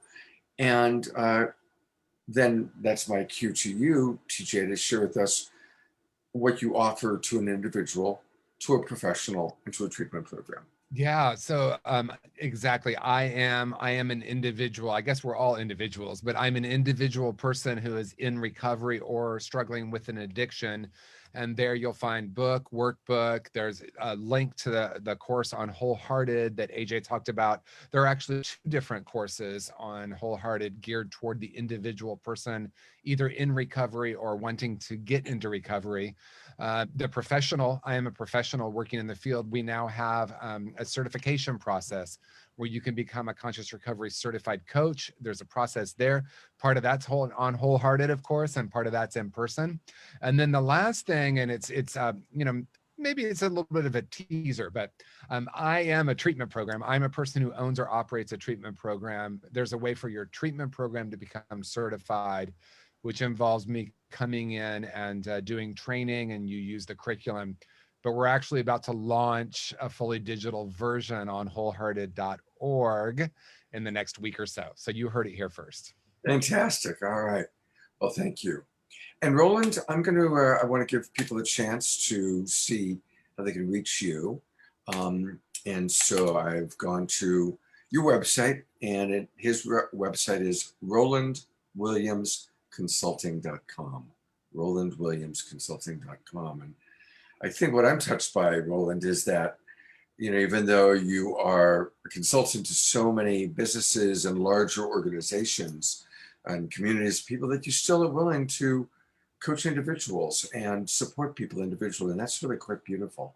So I assume this is the best way for people to find out more about you and to contact you, yeah? Yes, absolutely. Well, thank you. And it's really good getting to know you. I'm really appreciating it. Thank you. You too. And then finally, I'm going to go to AJ. And thank you again, AJ, for bringing us. And I'm looking forward to meeting you. Trish and I are driving to Sacramento, where we're going to meet AJ on Monday. So we're looking forward to that. So AJ, I'm pulling up Wholehearted. Tell me, what are some of the things you'd like for people to make sure they know about? Okay, so the first thing is when you go to the website, at the very top is the main navigation. Right. I encourage everyone to start at Discover. If you start Discover, everything on this page in this section is free. This is a new thing that we just put up, so there's only a handful of things, but starting on June 1st, we're going to be releasing probably about 50 programs, so 5 to 6 a day will be added. Wow. There will be conversations and talks with Roland and Bob Tyler and TJ Woodward and Mark Lundholm. There is a free talk. Well, there's 2 free talks with TJ on there right now. One's called Everyday Compassion and one's called The Return to Wholeness. There's free comedy shows, recovery-focused comedy shows from Mark Lundholm. And there's a free 1-hour talk by Dr. Gabor Mate, and we spoke about him in the beginning of the program. So it's been watched by over 1 million people now. It's his most popular talk. If you haven't seen it, I suggest you take a look. You can share it. You can. It's a great way to share Gabor with your friends and family. Same way to share TJ and Roland will have some numerous videos up there, probably on Wednesday of next week. So June 1st, June 2nd. A couple other free resources that I'd like to just let people know about is there's going to, Gabor Mate is focused, the focus of a documentary called The Wisdom of Trauma, which will be released, I believe June 8th. And there's a suggested donation, but if you can't afford it, you can put in 0 and you can watch it for free. There's also a series of talks that the SAND organization that's hosting it is putting together with Gabor and some other speakers in the field. And so I think it's going to be a great opportunity for people to learn more about Gabor and also become more informed about trauma. In the meantime, you can start with the Power of Connection at wholehearted.org. And there's another documentary with Gabor Mate that will be featured on Wholehearted on June 1st, called Is Your Story Making You Sick? And it has Dan Siegel and a couple of other people in it too. It's a really excellent program. And then if someone is interested in going deeper into any of this work, like TJ said, we have 2 programs on wholehearted.org that people can sign up to. And another program that I'm aware of is Roland Williams' Relapse Prevention Synapse training, which is wonderful. And we'll have some content about that as well on Wholehearted where people can learn more about it. And they can go to Roland's website and contact him to sign up and become a trainer. And Wholehearted hopes to be involved in the process down the road to help bring that to more people as well. And we have the program we already covered, Healing Trauma and Addiction with Dr. Gabor Mate for individuals. We also have a masterclass for healers, which is a professional training on wholehearted.org by Dr. Gabor Mate. He also has his compassionate inquiry certification. If you are a healthcare professional, like a physician that would like to get certified in it, it's a 1-year facilitated program. You can learn more about that at drgabormate.com. That's my spiel. You did great. Well, we're going to do something tonight that we've never done before. Scott, real quick, Scott. Yes, Roland. Could I just highlight just 2 small pieces on my website real quick because I didn't. Absolutely. Let me go back and pull it up. I got it here. You are right. Okay, I'm coming back to you. Thank you. Sorry. Absolutely. It's not that one. Where are you? Here we go. Okay. And yes, Roland, what do you want me to show? I want you to show the services. Yes. Yeah. And so right here, I just, because I do so many different things, but this really lists a few of the things that people may or may not be interested in. But it's similar in some ways with what TJ talked about. There's things that I do for individuals, things that I do for therapists, and things that I do for organizations. So I would encourage people to look at that. Yeah, and this is actually a talk TJ and I did years ago when I was a guest on one of TJ's shows, and it's a question about the 12-step programs, that 12-step model, and does it work for everyone? And what are some of the controversies, a discussion about that. It's a really good discussion. But I think just having people know having people know some of the topics, for example, that I train on, I think are helpful to people that those are below. I'm sure a lot of the people that are on this may or may not be interested in a training, but just a discussion about those topics. And the last thing is I do have a couple of workbooks that are very practical for people. And one particularly is called, and it's at the store link. It's called Recovery as a Verb. And I think that might be, that right there, that little picture there is actually a video of myself and a guy who runs the biggest treatment center in the city of Detroit. So his organization provides services in the inner city to the most people of any other provider in that city. It's amazing work that he's doing. So we had a good conversation. This is the book that I think this is very practical. And I think that a lot of people who are interested in this topic, this can give you some tools, some support to help kind of walk you through going from not knowing what to do to having a better idea about what to do to kind of get unstuck, for lack of a better phrase. And it's called Recovery as a Verb Intentionally.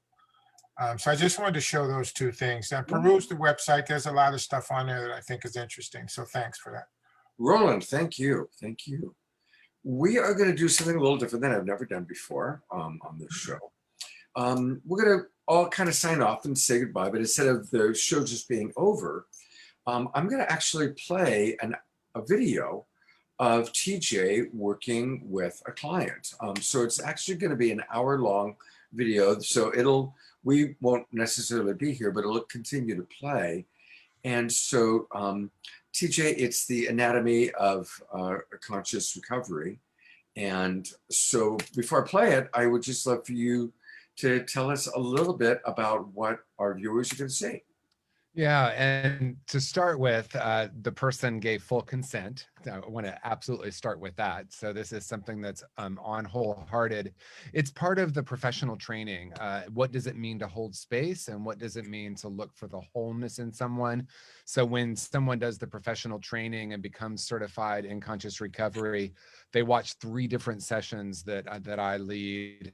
During this and really trying time, during this challenge we have. I did not mean to start. Sorry about that. If you have a gift. Okay.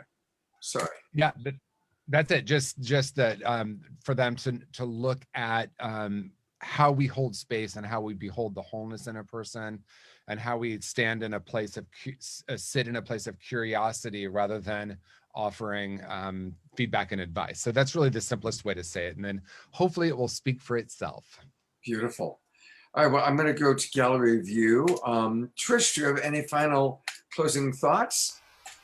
Well, I was just saying, wow, I'm really inspired. You all are fabulous teachers and such open, vibrant hearted, safe, loving men. I'm so grateful that your work is out in the world, and thank you for just loving so deeply. I see you just, I'm like, slumped. Thank you, everybody. All right, so stick around, everybody, and watch. I will periodically come and take a look at, that's my older dog that is just, calm down, almost. It's like he knows I'm about to finish, and it's like, okay, time to go for WALK. Anyway, here we go. I'm going to play Anatomy of Conscious Recovery. Guys and gal, thank you so much. Looking forward to meeting you on Monday, AJ. And Trish and I are looking forward to coming out. God's blessings, everybody. And here we go. Let's take a look at this beautiful, beautiful video. Gift you have to give. Oops. Oh, and you know what? I definitely want to make sure I optimize the sound. There we go.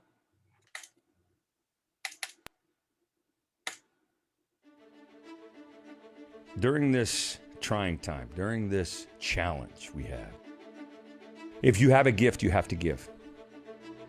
Shortcut for you. I got a lot of these. helped me in my life, helped other people with their lives. If you have a gift, you have to give. And if you wind all this up for what it's worth and what we really do have, content-wise, wholehearted.org, there's more than I can tell you in 6 hours. There is so much heart and so much wholeness and so much wellness and so much recovery and so many tools helping people learn to help themselves. You cannot make a mistake at wholehearted.org.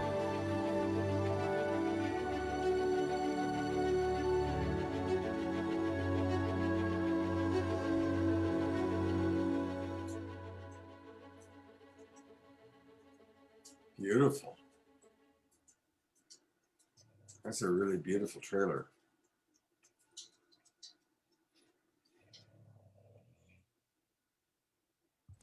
So Stephanie, thank you so much for being here. I'm really grateful that we're going to have this time together. Thank you for saying yes to this. I'm super excited. Okay, good. I like to start every session with a little bit of mindfulness. Is that okay with you? Yes. Okay, great. So just allowing yourself to settle in, gently closing your eyes.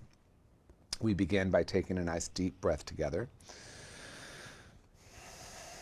And on the exhale, simply allowing yourself to become fully present, fully aware.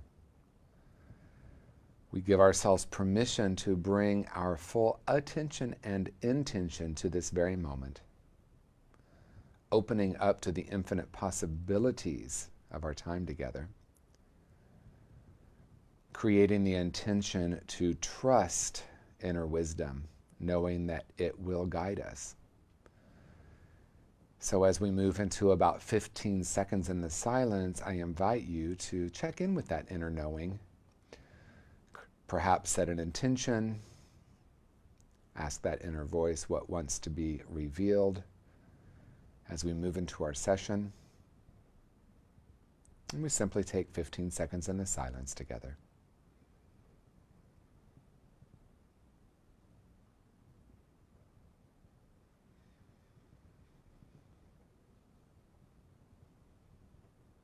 Okay, thank you. So this can be whatever you want. Did anything come up for you as an intention or something you wanted to talk about? Just kind of being open and honest, and whatever comes up, and not holding back. Okay.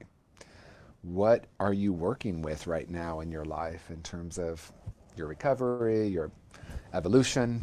So I'm an adult grandchild of an alcoholic. Okay. On my dad's side, and it was never talked about in the family. And my dad died about 2 years ago. Okay.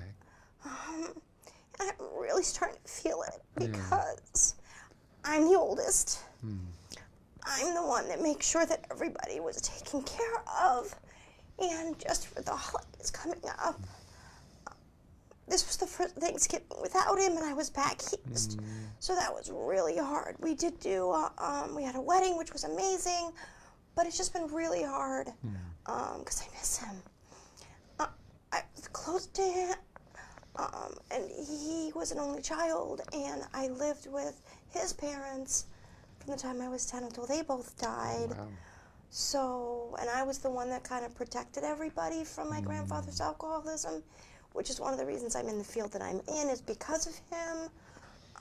And I was really hoping my dad and I could work more on that, but we couldn't. But he actually said to me a year before he died, I'm ready to go. His dad died at 85, my dad died at 86. So there's just a lot of me going back and playing the strong one, which everyone said I was going to have to do, and I knew I was going to have to do.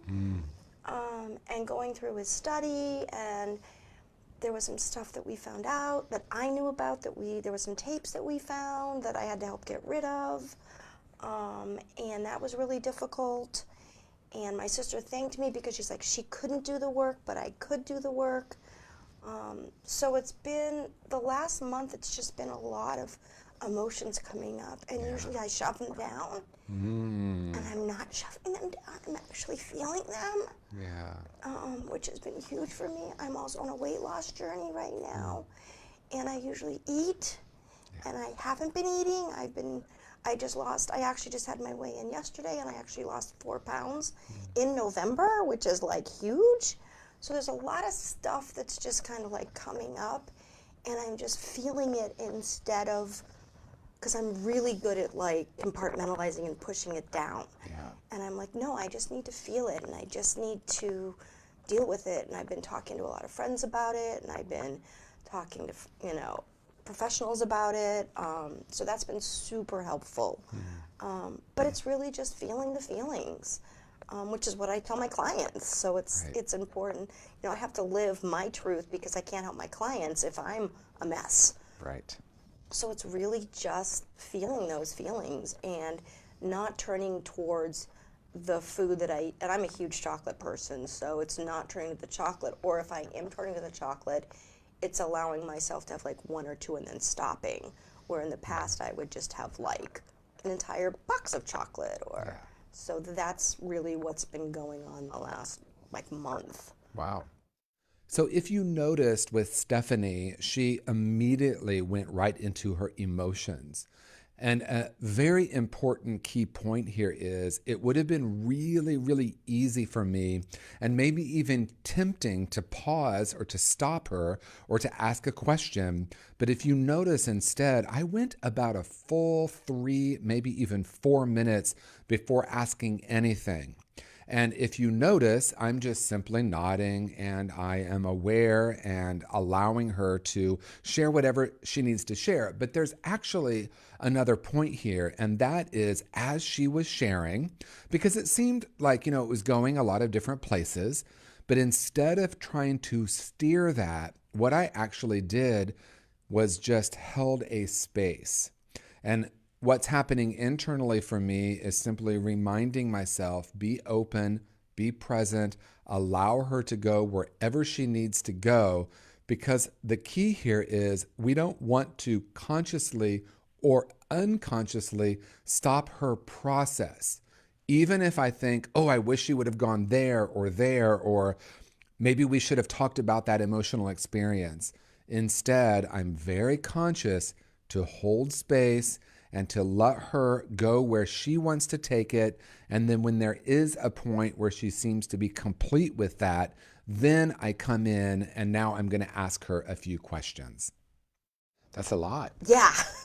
So let me ask you a few questions about, we could talk, there's a couple different directions that we can take it, so I'll invite you to decide where. One is the idea of the strategy that was developed to compartmentalize and push down the feelings that you talked about. The other one is, what does it even mean to feel our feelings? Because, you and I are in this field where we talk about that a lot. Yeah. And I'm just curious, which direction would you like to go? Let's go to the feelings. Okay, I thought so. So let's talk about that. So these feelings are coming up. You're not doing your normal strategy. Right. So how has that been for you? It's been good, actually, because I realized if I'm really looking back, I started compartmentalizing probably when I moved here to California about 2009. Okay. I got out of a really bad, really toxic relationship, and I shut down emotionally. Yeah. I was able to talk a lot about it in sessions with my clients. I did a lot of therapy around it, did some EMDR, did some other stuff, but still I wasn't feeling the feelings because I was good at, it goes back to both, I was good at compartmentalizing it. And I would bring it up when it was appropriate for me. And then, or I'm really good at like starting to feel them, and then I'll go to laughter, or I'll go to something else, or I'll go to like compartmentalizing to more of the intellect versus the feeling. Yeah. And now like when they're coming up, and I still do it, but I'm like, wait a minute, I need to feel it more. Yeah. And I need to let it out more. And one of the best things has been like driving home and just sobbing, which has been really good because I'm realizing that's also why I kept the weight on. Yeah. Because it was protecting me, and it's like, I don't need to be protected anymore. I just need to feel. Yeah. So that's why it's been super important to feel these feelings. And I talk to my clients about sitting with uncomfortable feelings. It's like, I need to be able to do what I'm telling them to do. Yeah. And I need to be able to tell them that I've done it and I've been through it and it will pass. I've never had the belief that once I start, it will never stop. Yeah. But it's kind of like I stop myself. So it's like, why am I stopping myself? And that I haven't figured out yet, but that's what I'm working on, is like, why am I stopping myself? So when you say stopping yourself, what does it look like? And then maybe we It can looks like explore what just that. happened 2 minutes ago. Like, I'll start to cry, and then I'll be Yeah. like, okay, let me cry for a little bit, and then I'll just go back to being, I don't want to say okay, but more like up here versus here. Yeah, so more intellectual. More intellectual, yes. Yeah. So it's interesting. I tend to try to ask questions that don't start with why. Mm-hmm. And do you have a sense of why I would say that? Because why can get me up here? Right, exactly. Why is often, if I can just figure out this, where the Right. root of this is, then what? I can figure it out here, and I can stop crying, and I'll be fine. Right, so to it's speak. a more subtle way of not feeling. Right. So if we shift that to who, what, where, when, how, right? So, we could change that to what would it be like to really allow myself to feel? And I think that's one of the things that I want to get back to, because I think about it as a kid. I mean, I was a super happy kid, really emotional, but always okay with being emotional. My ups and downs were not that intense, but they were good. I would cry when I needed to. I would be happy when I needed to. And I think after being hurt, it was just kind of like, I'll feel, but not all the way. And I think it needs to get back to feeling all the way, whatever that looks like for me. Yeah. And I think that's what I've been really working on, because I thought I'd healed a lot of it, and I'm realizing I don't know if I have. I mean, I've definitely healed a lot, but I think there's still some place I need to go. One of the things that stood out to me as I was just rewatching this session is noticing that she was talking about her strategies and intellectualizing. So clearly she's done enough work to recognize kind of where she goes in terms of her strategy, or what we might call a mechanism to stay safe. I noticed that I really wanted to explore when this originated, because she talked about it, later in life. That was the first time she started compartmentalizing. And I was really curious about where it actually began. What stood out to me in rewatching this is, even though I didn't ask her that directly and I just held a space, she actually went there herself. She started talking about early childhood experiences, which, as most of us know, that's really where most of these strategies originated. So I always want to be curious about that. But the key point here is I didn't direct that, because it's not really mine to decide where the session goes. It's really mine to be open to see where it needs to go and let her steer that, with me just gently guiding it. So through holding space and just letting her talk it out and feel it out, she actually said something about early childhood experiences. And so then we're going to see where it goes from there. And what would healed look like? Being able to, when I feel, to feel and not stopping myself, Yeah. which I do. And it's also, one of my friends say, get out of the counselor mode. Like, just be the person instead of Stephanie the counselor, Stephanie the person. Yeah. I think that's what I've really been working on. Even with my friendships, it's like, okay, take a step back. Am I going into counselor mode with my friends? Now, if they ask me, that's one thing. So what is counselor mode?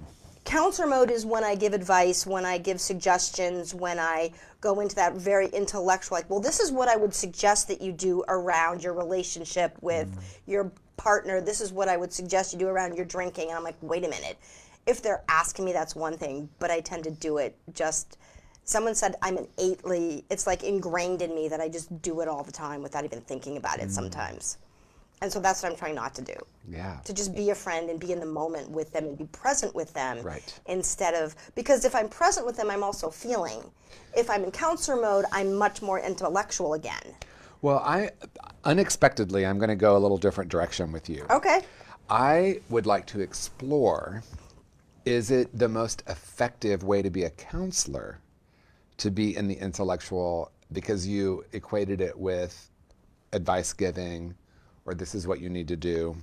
And I'm wondering if we could explore, because interestingly enough, what we're creating here is this series called Holding Space. And we're talking about what it means as a counselor, as a therapist, to hold space for the person we're with, rather than to try to really overly direct it. And it's interesting because I tend to do that more with my friends. When I'm with my clients, I'm holding that space all the time. It's like, what do you want? Where do you want to go with this?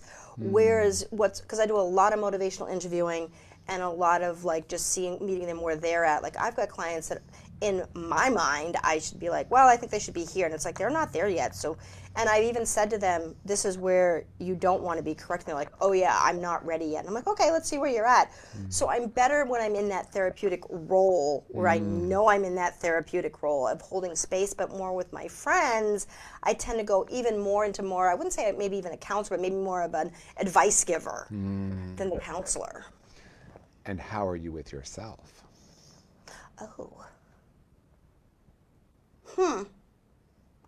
I've never thought about that. So this is a really interesting moment in our session. If you notice, it went in a completely different direction than what I expected. And again, I'm going to keep bringing the same point. If I had been overly engaged in steering the session, we would have missed the opportunity where she went about the role of the counselor. I noticed in rewatching it that I was definitely having a perspective about that. And when I notice I'm having a perspective, I invite myself to pull back and open up to see where the client wants to take it. And isn't it interesting where it just went when I asked the question, how are you with yourself?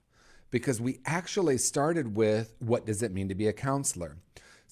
So many of us who are clinicians, counselors, coaches, therapists, maybe have bought into kind of an unconscious belief or a bias that the role of the counselor is to offer advice or to really steer the session. And what I was hearing was that we were starting to explore some of that. And as she identified that she was in counselor mode, I became curious about what it means to internalize that. In other words, is she wanting to offer advice to herself? So after that pause, I just asked the question, how are you with yourself? And if you notice, what happened was, I've never thought of that. So it was a really pivotal moment in the session because I was open and simply asked the question. And she brought up motivational interviewing, so I want to touch on that for a second as well. Motivational interviewing is really powerful because we shift from offering advice to asking questions. But in conscious recovery, we're taking motivational interviewing a little bit deeper. And that is, are we asking questions that are meant to steer the session, which I often see in motivational interviewing? Or can I really just be open and hold a space? And before I ask a question, really let the client steer where it needs to go. And then the question is really more intuitive and isn't thinking, oh, I'm going to get her to explore how she is with herself. Because there was that pause, that question came up in a really different way. And then when I asked it, as you saw, there was a really powerful pivot that happened. So let's pause for a moment if you're willing. Yeah. And even more than thinking about it, just we'll take a few moments to be with that as an idea. How am I with myself? Just notice what emerges. I tend to be critical Yeah. around my body. Right. I tend to be very uncritical around my intellect. I've used my intellect my entire life as a really shining star, so to speak, and kind of like I'm the closest. My dad had a PhD in religion from the University of Chicago. He graduated magna summa cum laude from Yale and Brown. Super smart. Yeah. And I've always been like, I'm the smartest of my family. I'm the closest one to him that way. So I've used that as a defense mechanism. But in other ways, it's kind of, and I know one of the things that I've worked on for years is the kind of like, I'm deserving, but I'm not deserving. So I've been working on like, no, I'm deserving of love. I'm deserving of having a partner. I'm deserving of going further in my career. I'm deserving of having a private practice, because for a long time it was like, well, I'm a fake. I'm not. So those critical voices is what I've been working on for the last 10 years to get rid of them, but they still creep in. So I have a profound idea for you. Oh, lovely. It's actually a question. Okay. What if The goal isn't to get rid of the critical voices. Mm-hmm. And do you know why I might be asking that? Or what's the It's purpose of that question? Because it's kind of that addict all or nothing thinking. Yeah. Yeah, because it's interesting, right? Because if addiction or using something, whether that's food, sex, shopping, gambling, drugs, alcohol, if we're using something, we're often using something to try to change an experience, right? Yep. So we could call it numbing or avoiding, or as you said, push down. You've used the term push down a couple of times. Mm-hmm. I don't call them defense mechanisms or coping mechanisms. I call them brilliant strategies. Yes. Right? So in your case, your brilliance is your brilliant strategy. Mm-hmm. Right? So rather than framing it as something that we need to get rid of, because that's at the root of the why question. Right. But it's also at the root possibly of like, let me get rid of these critical voices. That might be under the addictive umbrella. Mm-hmm. So what would be different than getting rid of them? Embracing them and changing them. Mm-hmm. I don't know to what, but I'm definitely thinking like embracing them and changing them and just kind of accepting them and maybe bringing them along with me and kind of like thanking them for what they've brought me, but that they're not serving me anymore. Yeah. You said something that I think is really powerful. You said thanking them. Mm-hmm. And I really love that. Thank you, voice. I know you're trying to, whatever that is. Right. And then recognizing that it may not be the truth. Right. Yeah. Because I think about it, you know, I tell my clients all the time, like, write a letter to your substance of choice, breaking up with them. Yeah.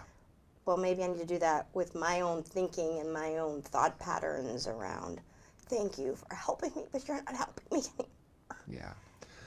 And maybe it's thank you, and first list all the ways it really has helped you. So let's explore that. What do you want to call it? The critical voice? Yeah, the critical voice. Okay. So how has the critical voice served you?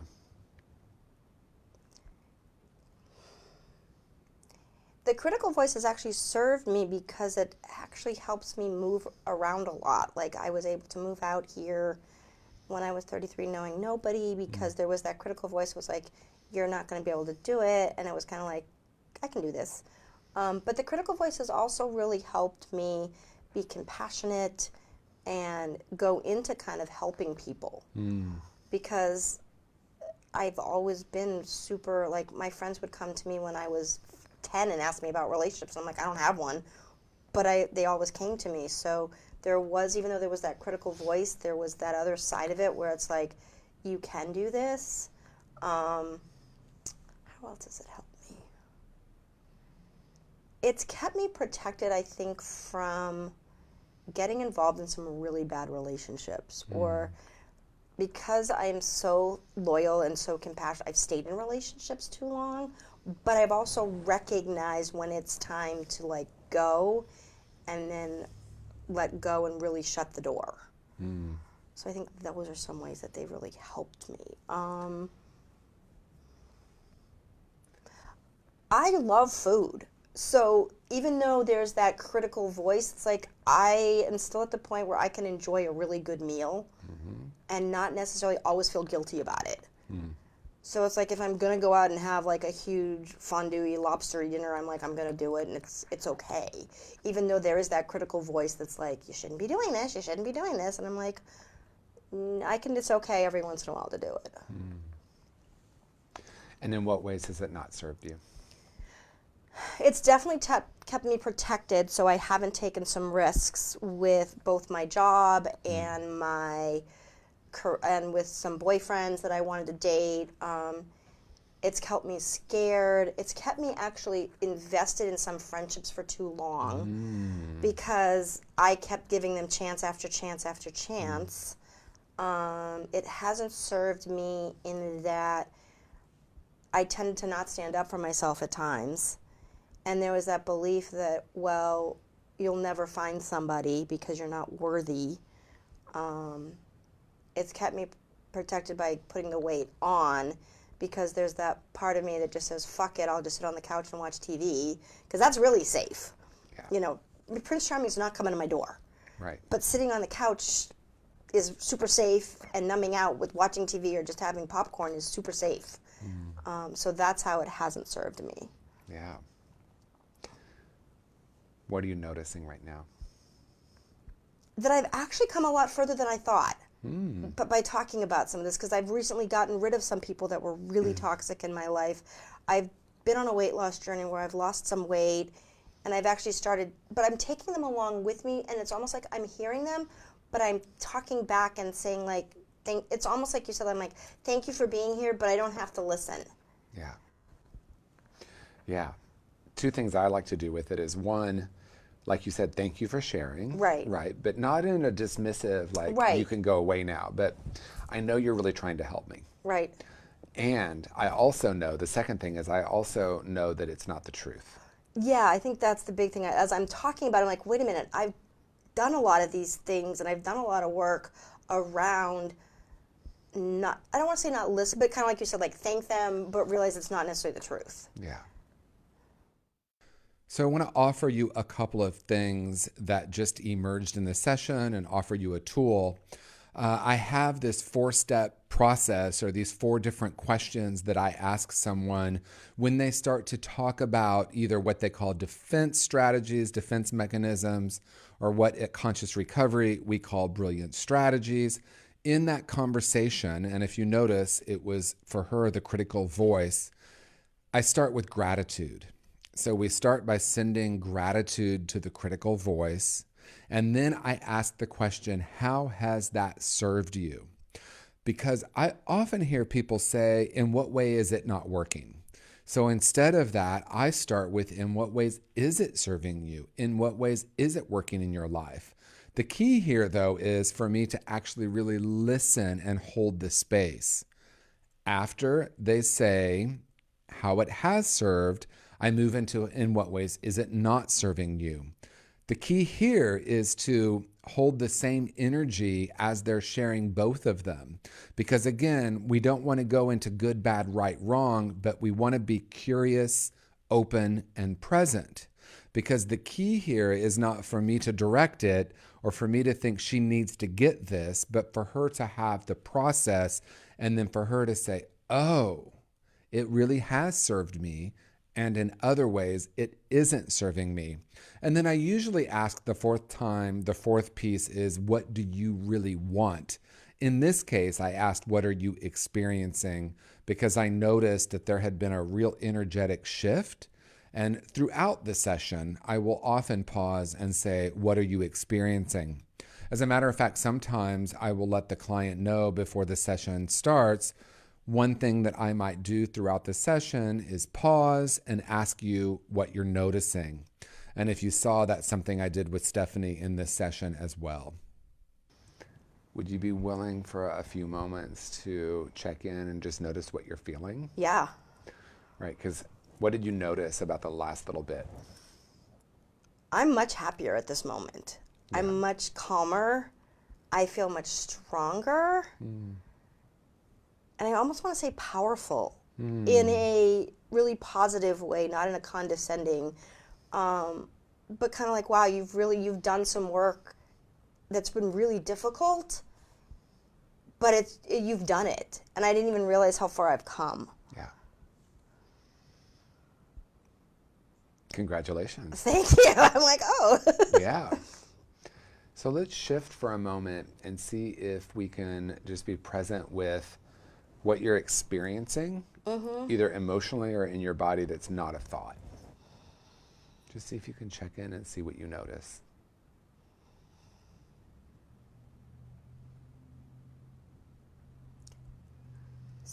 The first thing that I noticed is like right here is much calmer. Okay. When we first started, it was like all jumbly, and I was really teary, and I was kind of shaky, and I'm just like really present in my body right here, which I'm not usually present, which is an interesting thing. I'm usually like here or here, but like right here just feels really grounded. What do you think created that? Just accepting things where they are and kind of changing the way I've been thinking about things. Because it's funny because with I have a weight loss coach, and we were just talking about perfectionism yesterday. and how I've always had an idea of what perfectionism looks like, and I'm realizing I'm very perfectionistic in certain ways, but not the way that I thought about perfectionism. So I'm really working on not being perfectionistic. And I think even the thought process I've been having were very perfectionistic thinking. And so now that that's kind of shifting, I'm like, oh, like you said, I can thank them, but they don't have to come in and they're actually not the truth. Another tool is just questioning them. Right. Yeah. Or like, what are you trying to tell me? Or because Right. there are times when I think they do keep me safe Yeah. from certain things. You know, like I've had a horrible work environment the last year, and I think some of that critical thinking has actually helped me get past this horrible work environment to continue to just be like, okay, it's not about them, it's about the students. So that's been really helpful because my critical voice is like, just quit. Yeah. And I'm like, no, I don't have to quit. But they've kept me safe. Yeah. So tell me about that. That's interesting. So How have they kept you safe? they've kept me safe because I didn't make a really emotional decision emotionally, which would have been just to quit. Yeah. Because I've been at my job for 20 years and I love my job. And I've loved my former supervisors because they totally got me. They understood what I did. They really valued me. Being the only counselor at UC Davis for 41,000 students. And now I have a supervisor that has an MBA and a nursing degree and is all about the numbers and doesn't care. And when I even went to her and said, I put 10 people into treatment last year, doesn't that matter? And her comment was no. It was like, it really hurt. And I actually cried in her office, and I still get upset about it. And I wanted to walk out and just be like, and all I was asking was to keep my office, not even like anything different, but they put me in this very small office, and I said, I have got smoking cessation clients, I don't have enough circulation, I'm gonna start getting headaches, it didn't matter. So the little girl in me wanted to like run away and take my toys and but and the critical voice was like, don't make an emotional decision emotionally. So I didn't, and I'm still there, and I'm not going to leave at least for 2 years. But there's still that part of me that's like, well, if you keep pissing me off, I'm going to do it and show them because they've made me feel horrible. But it's like, I don't have to make them feel horrible. So that critical voice is kind of like, What do you think that emotion was about a moment ago? I love my job and I love my students. And I just don't feel validated anymore. Yeah. I don't feel respected. My seniority means nothing. And I have given up relationships over this job. I've given up friendships over this job. It's defined me. And it just feels really shitty that I'm saving lives. And not that some of the other counselors aren't saving lives, but it's like, I'm dealing with addiction, as you know, this is like, I'm putting people into treatment, I'm helping possibly save their lives, and to be told, putting 10 people in treatment doesn't matter. It's just kind of like, that's my life's work, this is my purpose. Yeah. And it just feels like you don't care. All you care about is the numbers. You say you care about the students, but they don't, and that's really hard, because my past supervisors did care about the students, and they did care about saving lives, and every decision they made, we may not have liked it, but it was all about the students. And this feels all about the numbers. And that just hurts. Because I care about my kids. Yeah.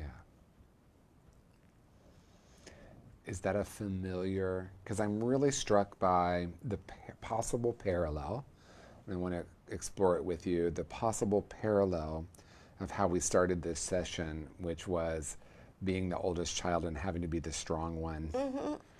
And I'm curious if there is some kind of relationship between this in terms of the emotion around having someone come in and say some version of, it doesn't matter.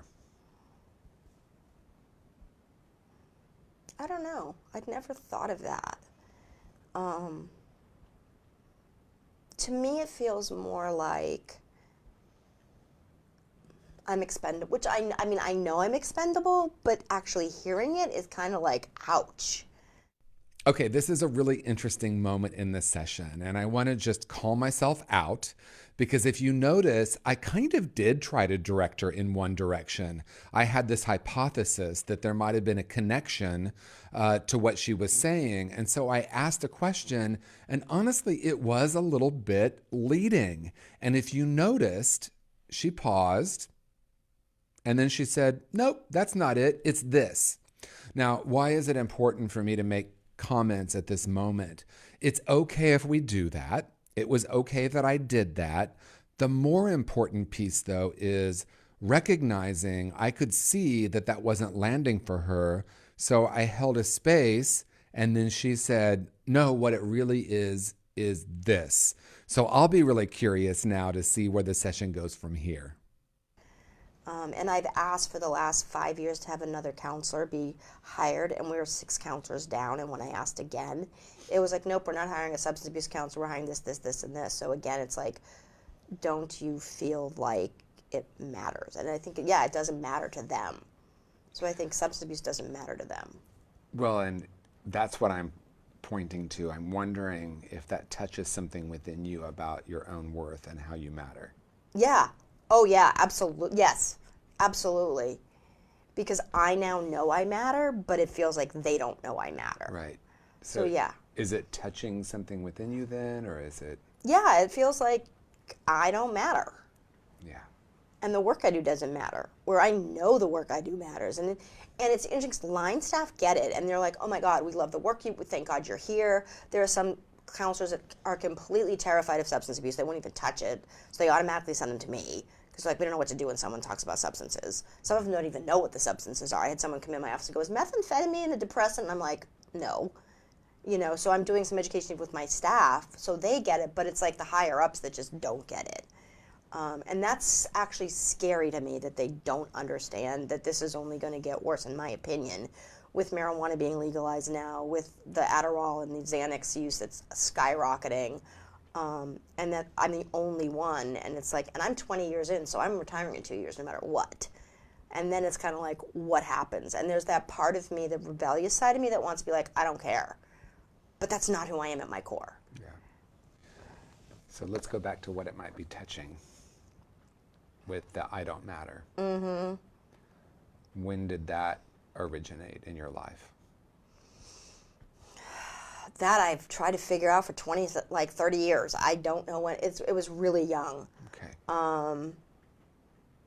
I think if I look back at all my counseling and all my stuff, it was, and it's totally irrational, but it was when I was 3. Mm-hmm. My sister was brought home from the hospital, and I was reading her a book, and my mom's like, Steph, she can't understand you. She's 3 days old.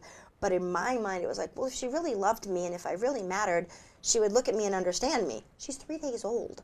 But in my little 3-year-old brain, it was that I didn't matter. Right. So that's what I've been working on for years, is that I do matter. Yeah.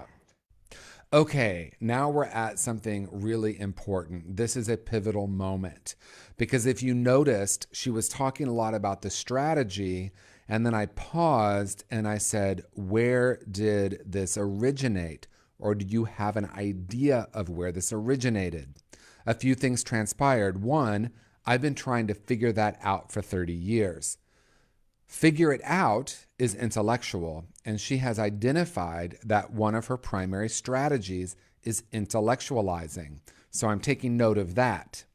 And then what happened next is she said, well, this is irrational, but when I was 3. Now, this is really, really important, because she's identifying that it's irrational, which lets me know that she's actually going to move out of the intellectual strategy, and we're probably going to get to something that's really, really important. And then she went all the way back to 3 years old. This is absolutely vital, because what we're looking at is where these strategies and these core wounds developed, and we want to be curious about that much more than the strategy. Because we could spend another 20 minutes in the session talking about the intellectualizing, talking about her exploration of that. But what happened instead is she was able to say, well, there's this thing that happened when I was 3, And again, the whole point here is holding the space, because I would have never known that something happened at 3, but she knew that on some level. The key to a conscious recovery session is to continue to hold space. And now she's getting down to something that in her own words, she said, I've been trying to get to this for 30 years. So I'm really grateful that we're getting to this. And then it's going to be what comes next is an inner child process, a self-parenting process. So I'm really, really grateful that this transpired so that we can explore that now. So here's the thing that I would like to explore for a few minutes. That, as you said, at 3, we don't have the cognitive ability to understand what's happening. So we end up making these big life decisions about ourselves.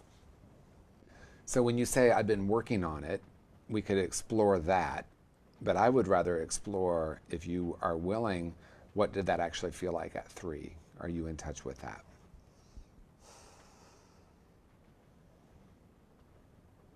Trying to remember. I could tell you exactly where I was. I could tell you what I was doing. Okay, well, let's start there. So my sister was sitting, my mom had brought her home. This was Missouri, and we have stairs, and so she put my sister in the little car seat on the stairs. I'm sitting on the stairs. I'm reading her this book. I don't remember the book, but I remember it may have even been The Little Elephant, but I was reading her this book. And of course, she couldn't even look at me because she's 3 days old, but in my mind, I'm like, well, you should be looking at me, and you should be understanding me. And my mom came up, and she actually was kind of laughing, and she's like, Steph, she's 3 days old. She doesn't understand. And my 3-year-old brain was like, but she should understand. And I remember getting really, not mad, but like frustrated that it's like, why doesn't she understand? And why won't she just look at me? And why can't she just see me? So that's what I remember. My mom's like, but she's 3 days old. She can't. And I just kept like saying, well, why can't she? Why can't? That's what I remember, really. And then part of me is like, well, then I must not matter. Yeah. It's a pretty big decision for a 3-year-old. Yeah. So how do we heal that? Well, that's what I've been working on. I did a lot of EMDR around it, and I realized that was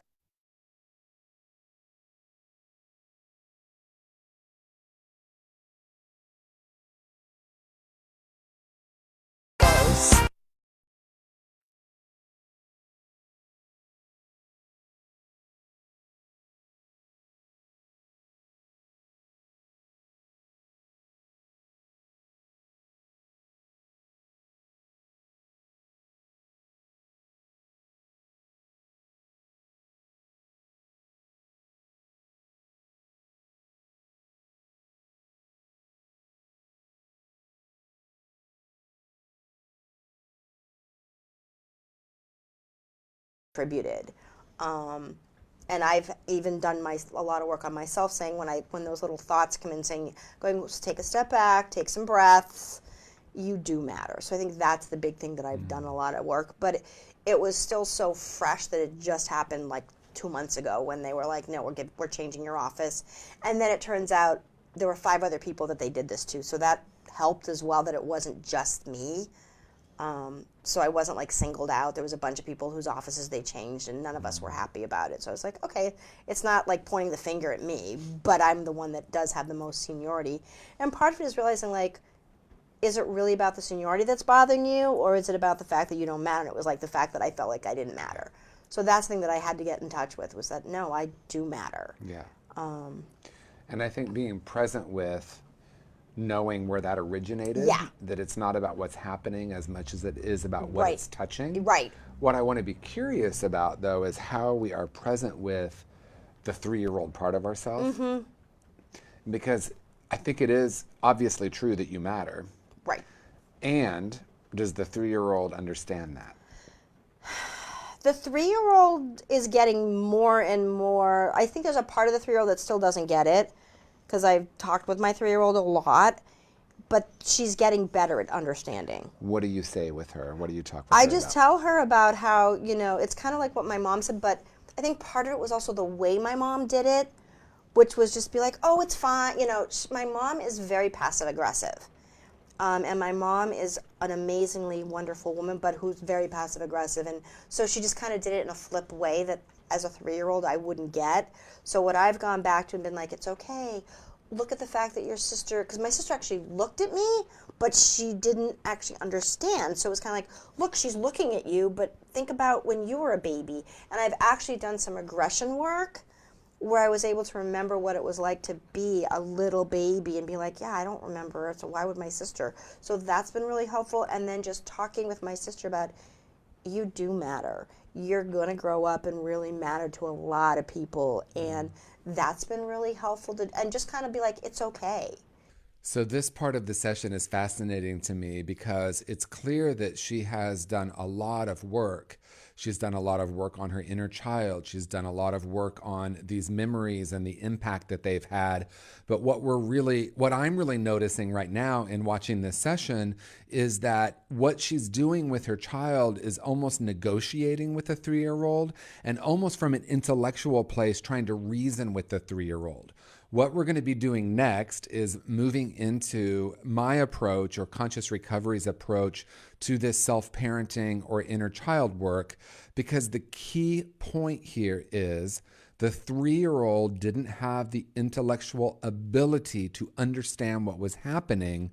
So the last thing we want to do is try to come in and expect the 3-year-old to be an adult.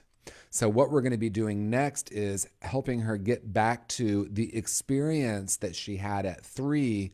And you're going to see how I do the inner child process, where we start to affirm what the child is feeling and start to heal some of that, not from the intellect, but more from the emotional center. I think saying it's okay has been really helpful. Yeah. And I wonder if you've asked her what she's experiencing. Ooh, I have not. Because the work that I see happening with our inner child is really powerful. Mm-hmm. And I think a lot of it is some version of everything's going to be okay. And what I really want to invite is to find out where she's at, what she's experiencing, and let her know that it's okay for her to feel that way. Right. And that she's safe to have that. Mm-hmm. Because a lot of times we end up trying to talk our little child out of what they experienced. Mm-hmm. Does that resonate for you? Oh, yeah, absolutely. I was like, oh, yeah, I've been trying to say, it's fine, it's going to be great, it's going to be fine. But I haven't really talked to her about, like, it's okay to be in this safe space and feel what you're feeling. And you're still, yeah. Yeah, the 3 phrases I use are, it's okay for you to feel that way. You're safe in this moment, and I'm here for you. To try to start having that relationship with her, because is that what you got when you were 3? That it's okay for you to feel? No. And that it's safe? No. Yeah. It was just like, oh, she's not going to understand you. But it wasn't like, it's okay that you're really frustrated, and it's okay that you're not understanding why she doesn't get it. It's like, just, it's fine. And literally it was like, it's fine. And I remember my mom doing that. Yeah. Would you like to do a brief process around that? Sure. Okay. So what we're going to do, the whole thing is going to be about 5 minutes. Okay. So for a moment, we just start with closing our eyes, spending a couple of moments focusing on our breath and just allowing ourselves to settle in. Finding that place within ourselves that is calm and still, that place of inner silence. And we're going to take just a few moments in this silence, and then I'll walk us through the process.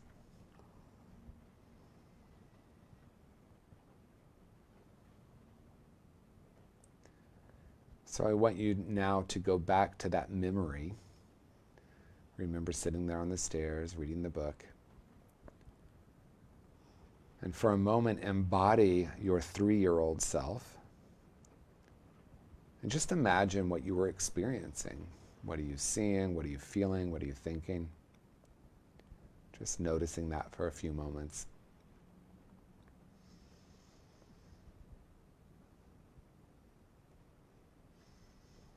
And what we're going to do now is have you, as the adult, have a conversation with her. And if you are willing, please do it out loud. So starting with, asking your 3-year-old self very simply, what are you feeling? What are you experiencing? So, what are you feeling? What are you experiencing? And just embodying your 3-year-old self again and answer that question. I'm excited. I'm frustrated. I'm confused. Okay. So now the adult self, let the child self know that it's okay to be excited and frustrated and confused. It's totally okay to be excited and frustrated and confused. And you're safe in this moment. It's okay. You're safe to feel all that. You're okay in this moment. You're totally safe to feel this in this moment. Mm-hmm. And I'm here for you. And I'm here for you. Now go back to your 3-year-old self. Embody yourself as the 3-year-old again. Just noticing now what you're experiencing. And have your adult self ask her again, what are you feeling? What are you experiencing? So what are you feeling and what are you experiencing? And then have the 3-year-old answer that. I'm still feeling everything, but I feel safe doing it. Okay. So say to her now, it's okay for you to still feel everything, and it's okay for you to feel safe doing it. It's okay for you to feel everything, and it's okay for you to feel safe feeling everything and doing it. And you are safe in this moment. You are safe in this moment. And I'm here for you. And I'm here for you. Yeah, going back to the 3-year-old self. Now what is she experiencing? Checking in with that. And then one last time, have your adult self ask her what she's feeling. So what are you feeling? Love. I feel love and safe. Okay. Let her know it's okay to feel love. It's okay to feel love. And it's okay to feel safe. And it's okay to feel safe. Because you are safe in this moment. Because you are safe in this moment. And I'm here for you. And I'm here for you. So take a few moments now. You might imagine sitting there next to her on the stairs or being with her. You might imagine holding her, picking her up and holding her. Just taking a few moments here, non-verbally, to connect with her. We'll just take a few moments in the silence. During that silence, just imagine the love and the connection that you're feeling for each other, your adult self and your child self.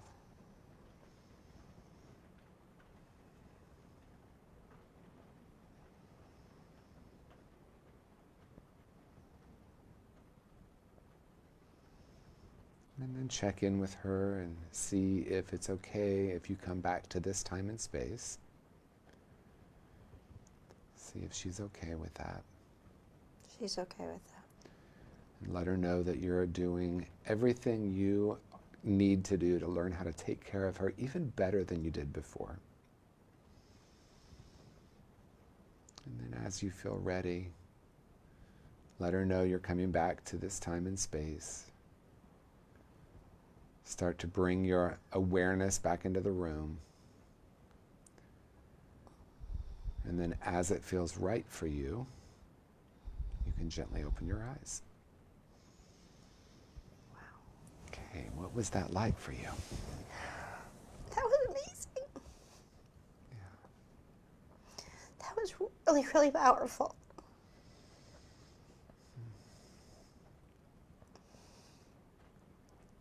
It feels completely safe and completely pure. Yeah.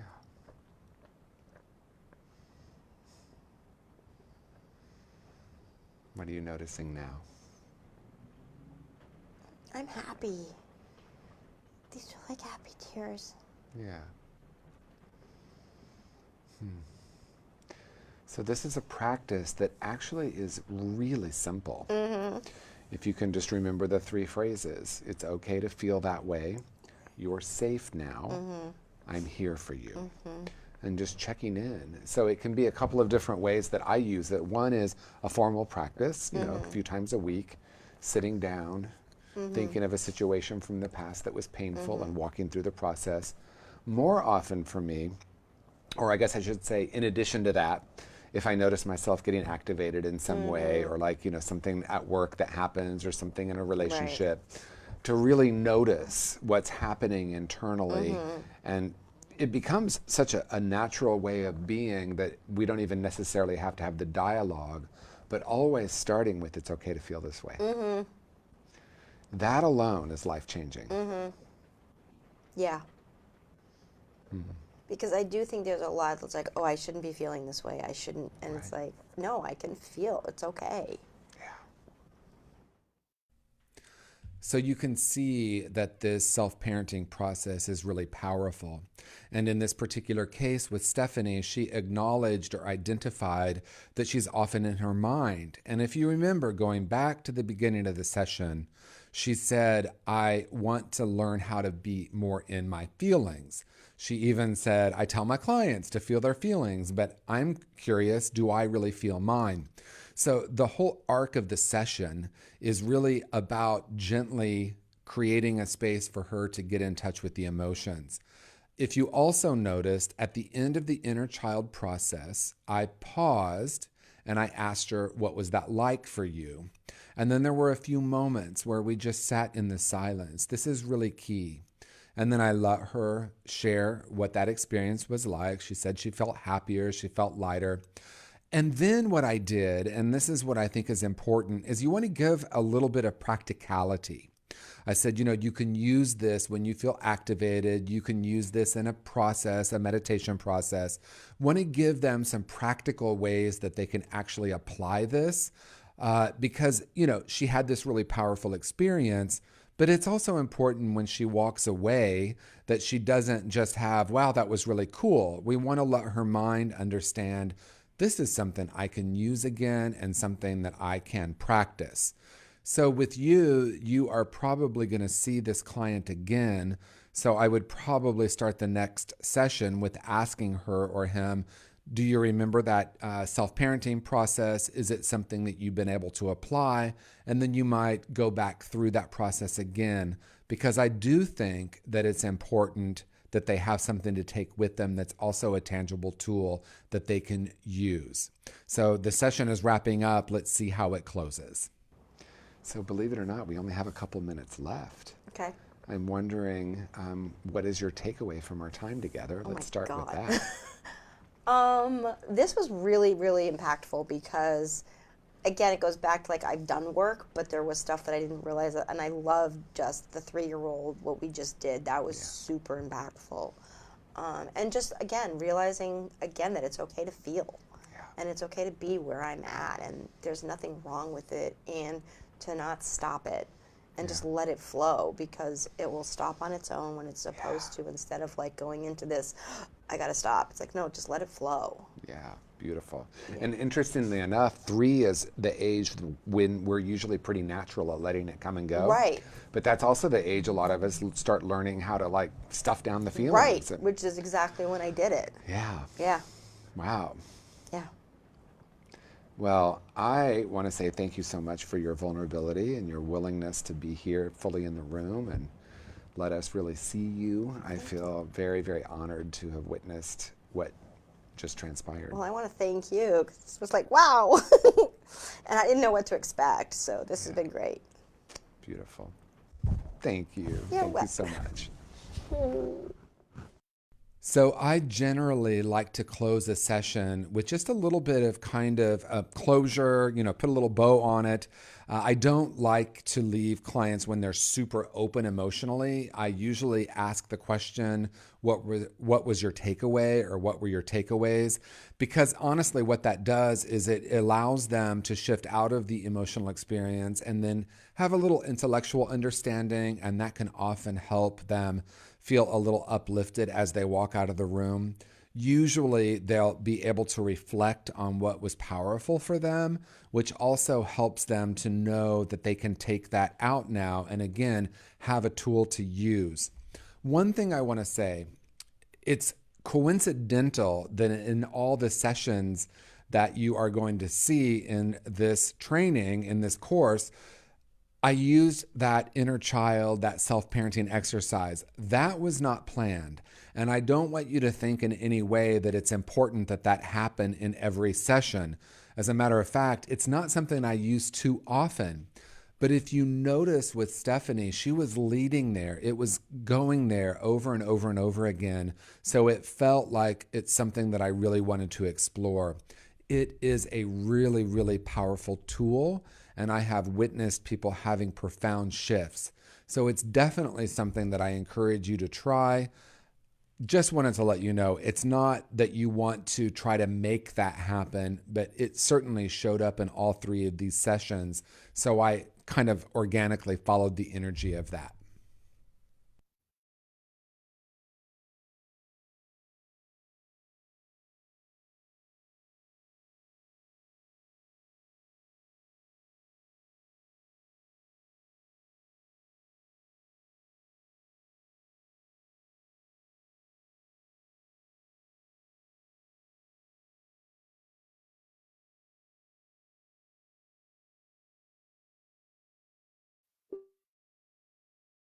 Gosh, you golly willikers. For anybody who's still watching, I hope you enjoyed that. Isn't TJ wonderful? And I got to say, it's fun because so many of his practices are very similar to what we do in Love Coach Academy.